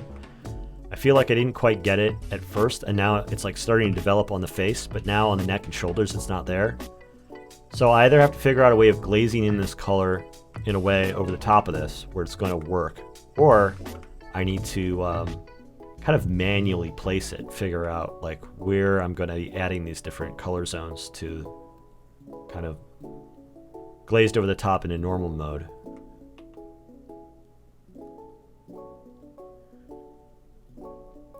Which is what I'm leaning towards because it's the laziest approach.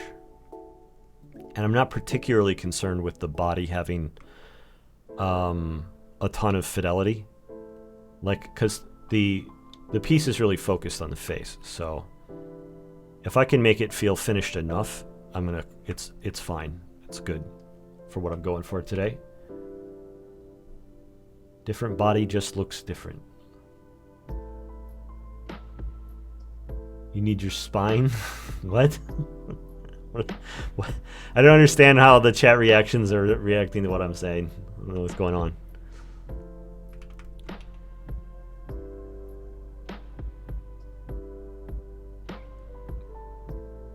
You said watch my back. Oh, okay. Yeah, I get you now. I did say that, didn't I?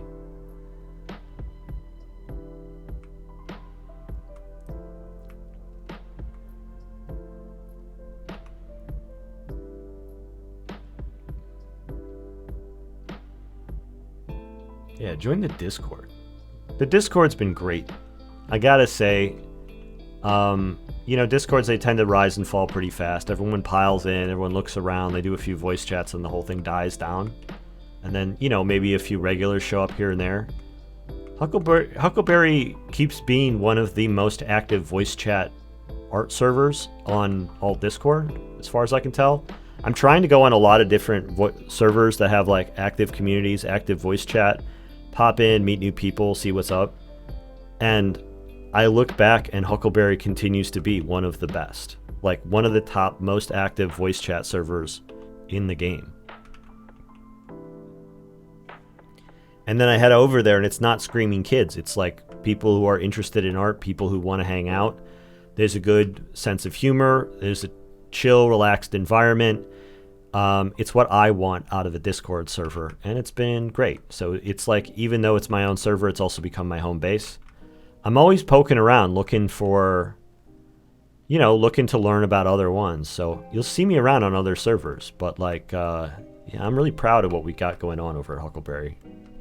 So if you're looking for an active Discord server for art, while you chill out and you work, you do studies, you're working on some commission pieces, maybe you don't, maybe you screen share, maybe you don't. Stop by and see what we got going on. I think it's pretty freaking good. Let's see. What's going on with this cheekbone here? There's this like soft gradient, but there's also like a clear delineation of where the shadow ends.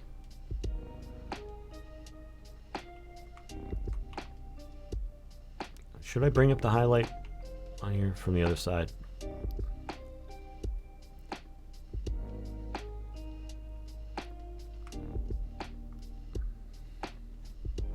One of the things I'm thinking about doing is doing a soft light of the bronze gradient map over the top to actually like bed down the halftones a little bit and you know, flatten this a little bit, maybe like focusing on the details of it, the higher contrast areas.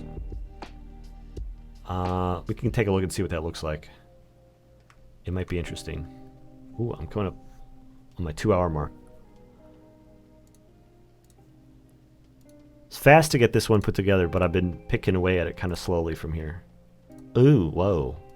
There's like no highlights. There's no like strong speculars. So even though it's like it's going very much more pale and kind of looking kind of shiny, we're getting a little less of it here.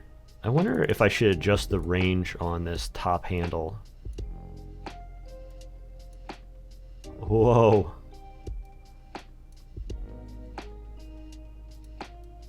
This is gonna have to go more neutral.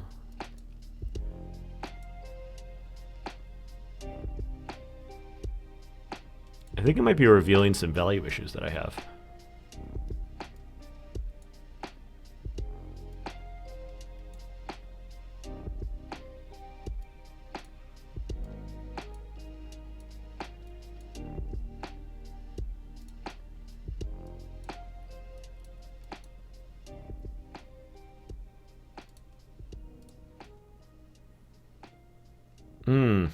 Yeah, I think it's revealing some value issues that I have.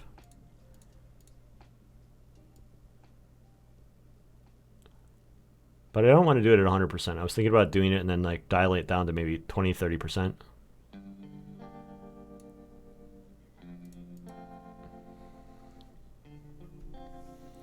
Just to see if it would soften out some of the sort of over-rendering. I kind of like the over-rendering. Ooh. Alright. I think I might need to just bring more of this really, really pale yellow up through the forehead. And a crossover on the other side of the sinus here. Because that's what I was seeing when I was looking at it. It was like maybe a little too confined towards the eyebrow.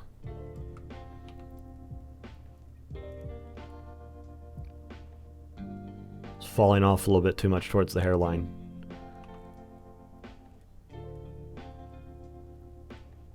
I think that looks better. Sometimes have VC open to listen to everyone talking, and it's almost always art related, the discussions. I especially enjoy when Books is talking. He's very animated and clearly loves what he does. Yeah, hell yeah. Raid candidate, Reaper Miniatures. Keep it in mind. Let's see. Let's clean up some tighter details on the face, because I never really got into it. Do it on a new layer, just in case we want to go back and forth and take a look and see how this all kind of fits together. I haven't seen Books around. I always struggle with his name. Like, I keep forgetting. It was Nelson Taylor? Taylor Nelson? I always feel really bad. I always feel like I'm getting his name wrong in my head, and I'm psyching myself out. Kind of bad with names. Books is easy to remember. I know Books.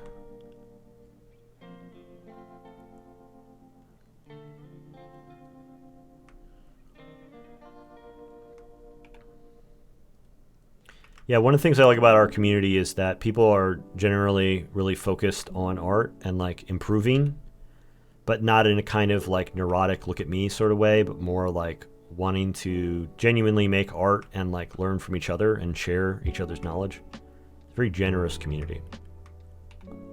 It's really important to me that people are generous with each other when it comes to like sharing info and stuff.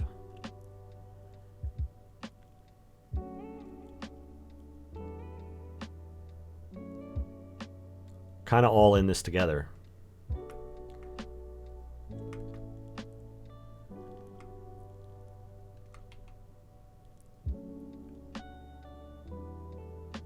You're great with faces and names? Well, good for you.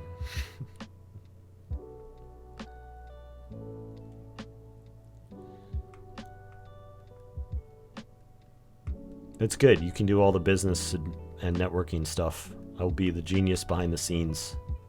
The aloof genius.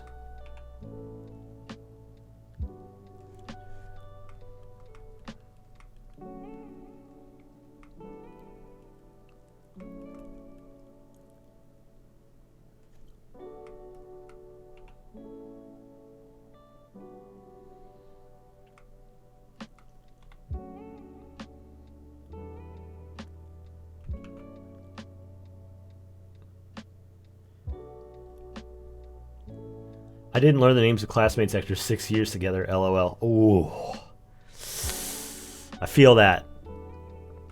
Yeah, when there's someone in my life that I see around a decent amount and I can never quite remember what their name is, and I'm around enough like people that like they're not saying their name's not coming up in conversation. Oh, it's so painful.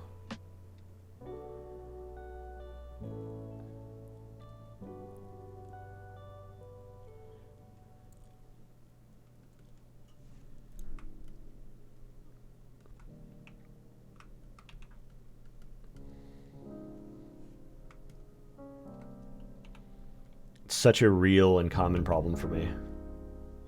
I start remembering people as soon as they are in my phone. I've tried to do some things sometimes where I know I'm in a situation where I need to know people's names, where as soon as I get introduced to them, I start repeating the name in my head, and I start trying to imagine their face while I say their name in my head.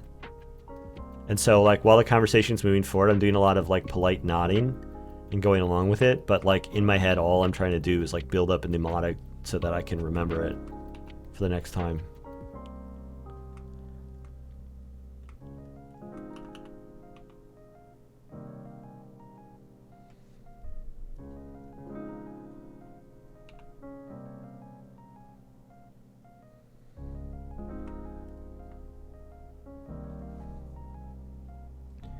I would like my name to come up in a joyful light. Yeah, I think we all do.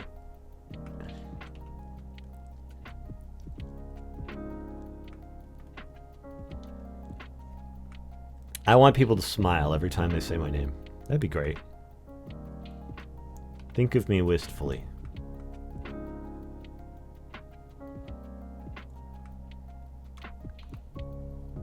They say, remember when Pete was around last time? What a guy.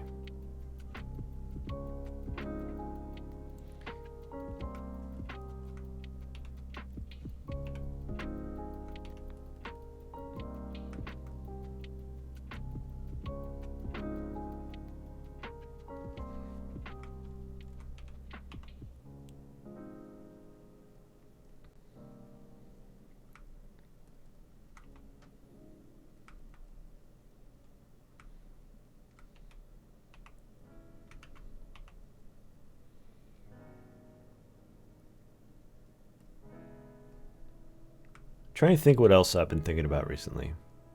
It's been on the docket. I'm thinking about, so I've got this Zodiac, not Zodiac. I've been working on this tarot series for a bit, a couple of years now. And I'm coming to the end of the major arcana. There's 22 of them. I've got 21 illustrated. And I'm thinking about redoing at least 2 of them before I call it done. And I really want to, like, thinking about putting the thing on ice for a little bit before I do the next 54 cards, the minor arcana. There's 54 of those. It's the biggest. That'd make it the biggest series I've ever worked on in one shot. But I was thinking about trying to make it easy on myself through one method or another to, like, make it so that they're a little bit more formulaic and require a little less, like, intentional work every single time. Less design work, less discovery, less, like, feeling lost, and then, you know, hopefully that'll speed up the process a lot so I can finish them, you know, at least one a week as opposed to, like, one a month. And that way I can get through them, you know, 54 of them. Even if I did one a week, it would still take me a year. So maybe if I could do them even faster than that, if there was a really, really easy way to get them done, that would be great. But I don't want to lowball them. I want them to still feel like an essential part of the collection and not something that's just a throwaway, like something that's just a simple graphic of, like, little. Sometimes they get done as pips, where, like, the 9 of swords will just be like a single drawing of a sword repeated 9 times. The 4 of cups is just like a drawing of a cup that's repeated 4 times on a simple background. So sometimes people will have, like, really elaborate drawings for the major arcana and then really simple pips for the minor. And I don't necessarily want to do that. I want a fully illustrated deck because I want the value of this thing to be big. I want it to feel like a huge, complete project. But I've got other stuff on my plate. I want to build up Huckleberry. The RPG is about to bubble up to be a major thing. I've always got a couple of things. For the last, few years, I've had a couple things kind of boiling simultaneously, and I feel like it's been slowing me down and splitting my direction too much. So I am thinking about taking a break from the tarot for the sake of making sure that Huckleberry becomes the primary thing for a bit, especially in a moment in time where I'm not working full-time on the RPG. When the RPG becomes the thing, I want to kind of sweep everything aside for a bit and make it the full-time thing for like a year, because I want to make a lot of illustrations for it and I want to be iterating fast. I don't want to be splitting my time. I used to just have like one thing I was working on, finish a new painting every single week, and sort of like it would fit into the context of my Patreon and my web store and things that I was building, but like, you know, all of the work I was doing was funneling into like one project, one focus. I haven't had that in a bit, and I miss it. So I need to make hard choices about what I'm saying yes to and what I'm saying no to myself. You know, I'm here doing studies right now instead of working on the tarot. Clearly, it's not the only thing I'm working on. And while this is kind of Huckleberry adjacent, it's not like me building courses. It's not me running something for the Discord. You know, it's not me like, you know, it's kind of community building, but it's not big time Huckleberry business. So between streaming and multiple ongoing projects and everything, it's splitting me maybe too many ways. So I'm thinking about trying to narrow it down over the course of the rest of this year, figure out where I wind things down, where I spin things up. The ultimate goal to be looking like I'm producing a shitload of really cool stuff all the time because I am focused. And I think I'm probably going to be streaming throughout that time. But I'm going to figure out, like, how do I stream in a way that is, like, building on top of whatever my primary job is at that moment. Studies have been cool, but I might see if I work on the RPG, I kind of want to work on RPG illustrations during the stream. And if I'm working on Huckleberry, I'd like the streams to be focused on building Huckleberry in some way. That might involve me doing studies. We'll figure it out. It might be that, like, I just want to do studies on the side because I love them, and that, like, I figure out a way where I can stream at times that, like, when I'm kind of off the clock, that this is really just for fun. Because I don't think I could really just have art be a serious job all the time. I think I need to always be mixing it up a little bit to keep myself interested. So, we'll see. Go get some milk. Dude, drink. This got a milk drinker over here.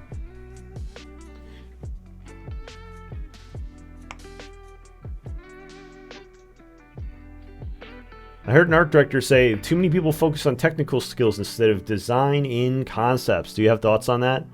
I agree wholeheartedly.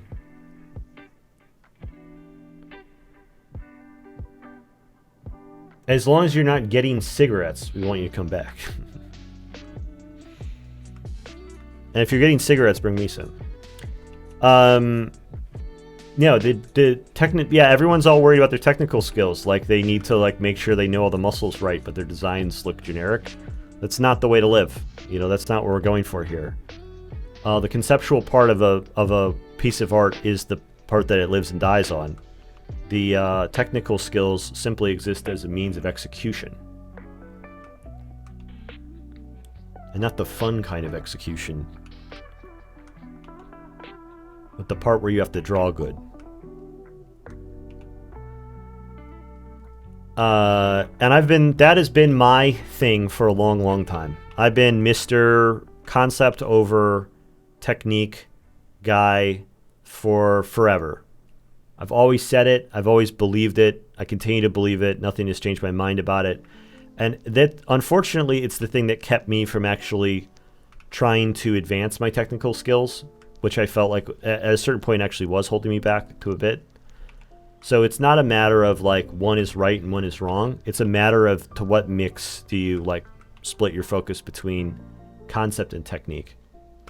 How much time do you spend learning new technique to be able to grow, like, the way you can express your ideas, versus how much do you focus on building actual things that matter to you and to other people?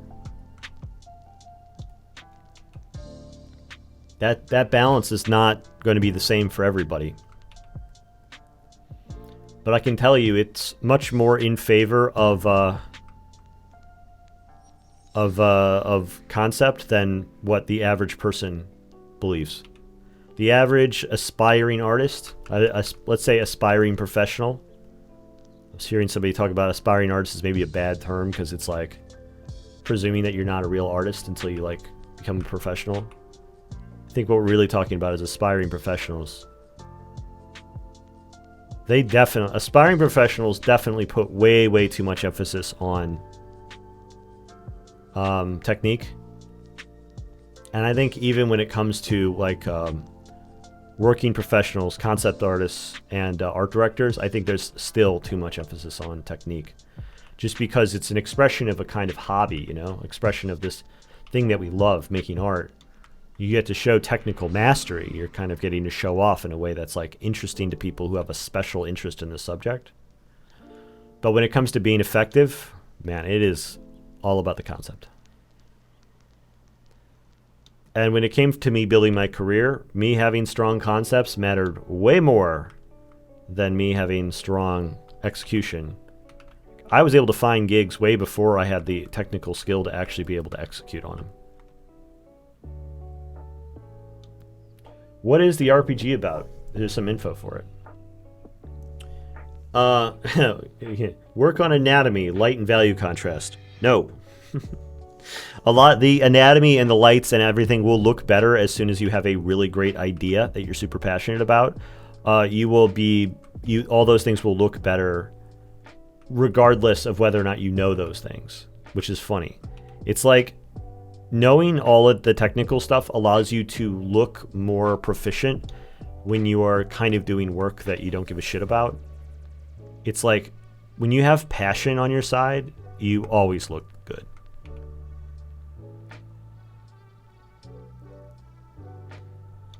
The RPG is an Angelarium-based RPG.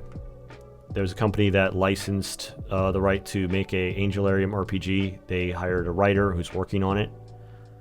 The idea that I want to execute on is like, it's set sort of after the events that happen in the Angelarium books.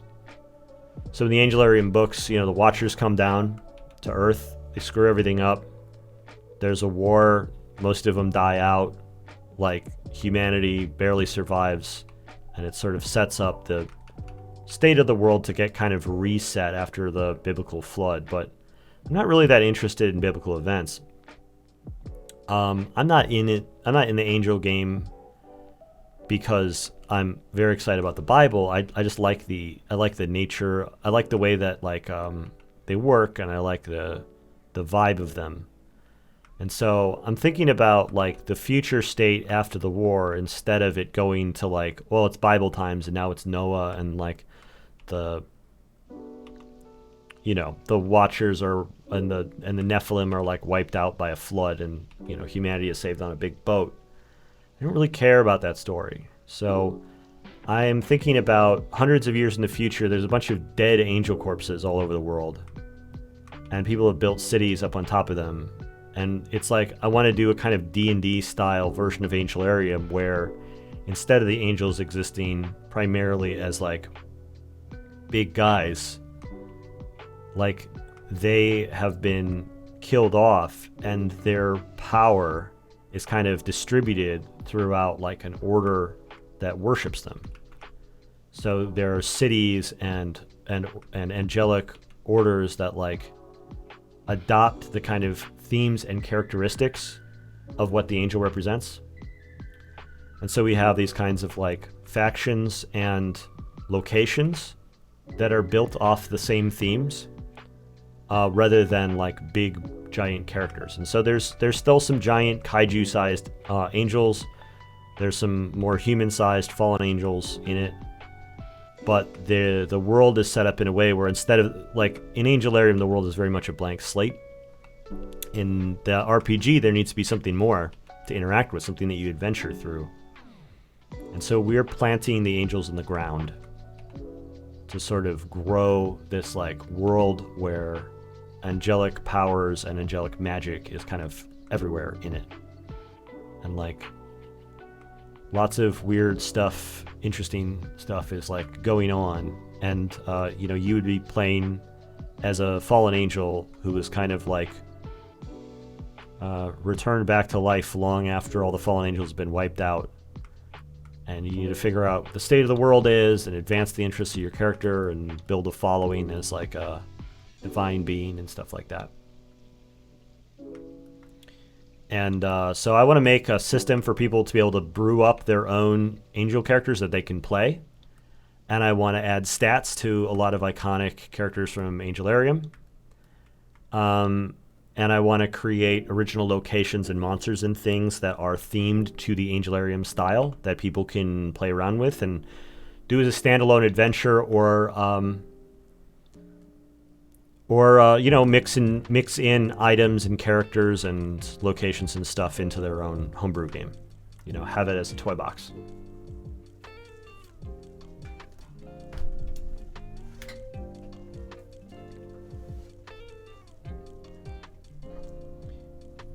One of the big things I want out of this Angelarium RPG is a toy box that people can use to be able to because people already tell me that they're like, oh, I use your art all the time in my homebrew game as inspiration. And I can tell people want to be able to use Angelarium stuff in their own games. And so I want to create the tools for people to build Angelarium style characters. I want to have them have the tools to be able to fight the kinds of stuff that I normally illustrate as epic bosses. And I want to create flesh the whole thing out in a way that gives people the opportunity to play with my toys. I want to take all the stuff that I've been playing with for the past 10 years and let people take them home and use them themselves for their own stuff. So you can play it straight out of the box as is, or you can build it in as part of a larger campaign that you're doing with your friends. And that should be kickstarted maybe 2025, I think, based on how things are going. We'll see. WoW on steroids? No, it's a D&D module.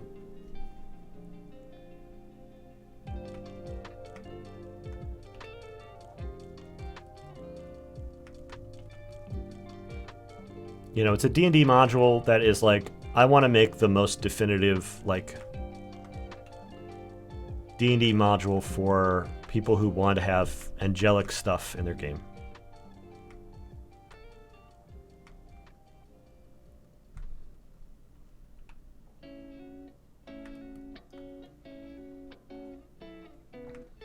Alright, I just want to do a little touch up on the background here and then I'm calling it. Accomplished most of what I want. I'm pretty happy with today's output. I had a ton of fun doing it. Thanks everyone for joining me here.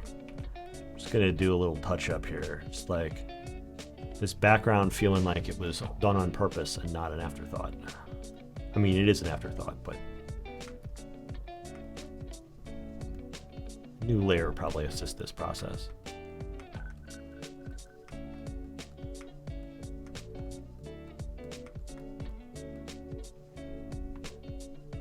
Oh, reposting the raid. Yeah, thank you.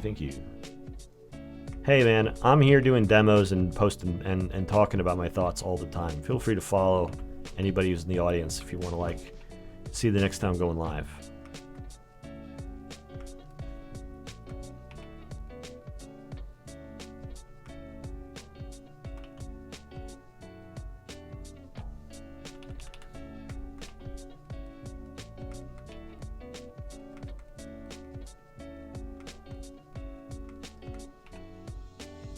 Discord's having a moment, not loading channels or sending messages sometimes. Damn. Yeah, Discord is becoming more and more culturally relevant, and with it, it seems like they're getting some growing pains. But I love Discord. I hope it sticks around. Hope that they get their technology stuff ironed out. They've built a lot of really good features over the last couple of years. It's been exciting to see them grow, and it's been exciting to be a part of it. Being on some really active servers, getting to meet a lot of new people, and have a sense of community that exists beyond social media.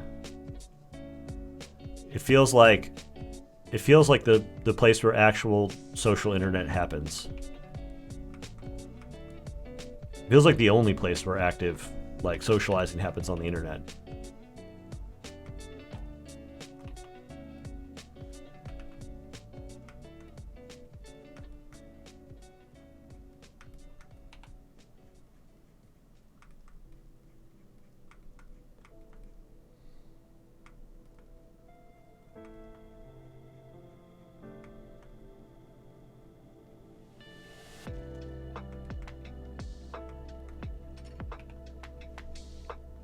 Yeah, I'm with you. There's another app called Fire sometime for game chat, but forgot about it. Discord blew up. Mine go blow up and then act like I don't know nobody.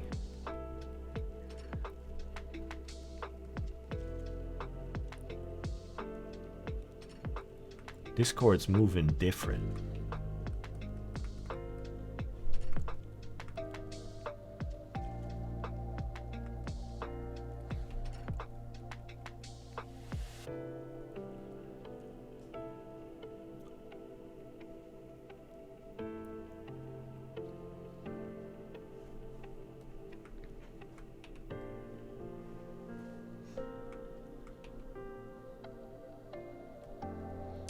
And there we go. I think that's it.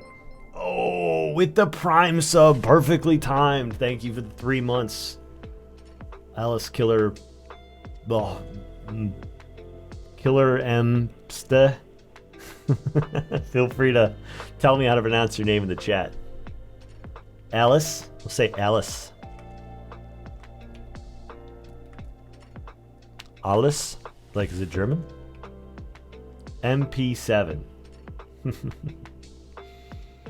I'll call you MP7. Thanks, MP7.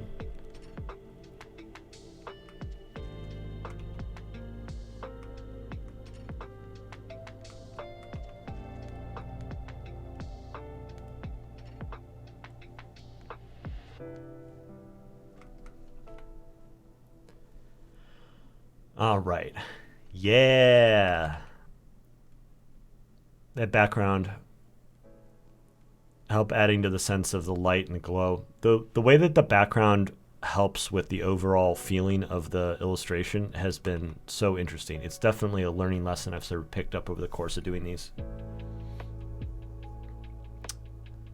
I'm just like looking for things that are bothering me on the way out the door. I'm calling it. Where am I at? Studies.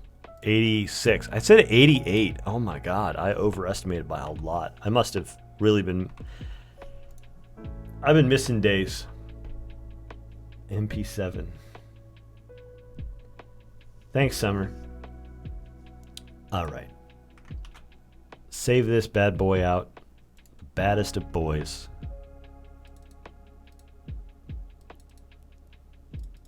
Studies, finish studies. 86. In the bag. All right. I keep forgetting. I'm not gonna. I'm getting a DM. Oh, okay. Interesting. Interesting.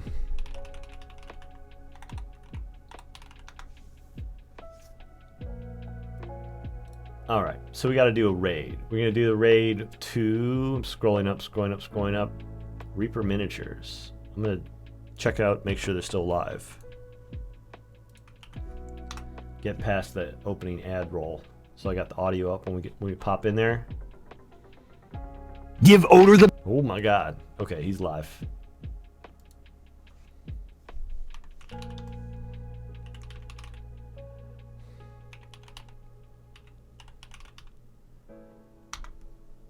All right. This channel is intended for mature audiences only. Thanks everyone for joining me, you guys. Really appreciate the hangout today. I will see you on Friday. Goodbye.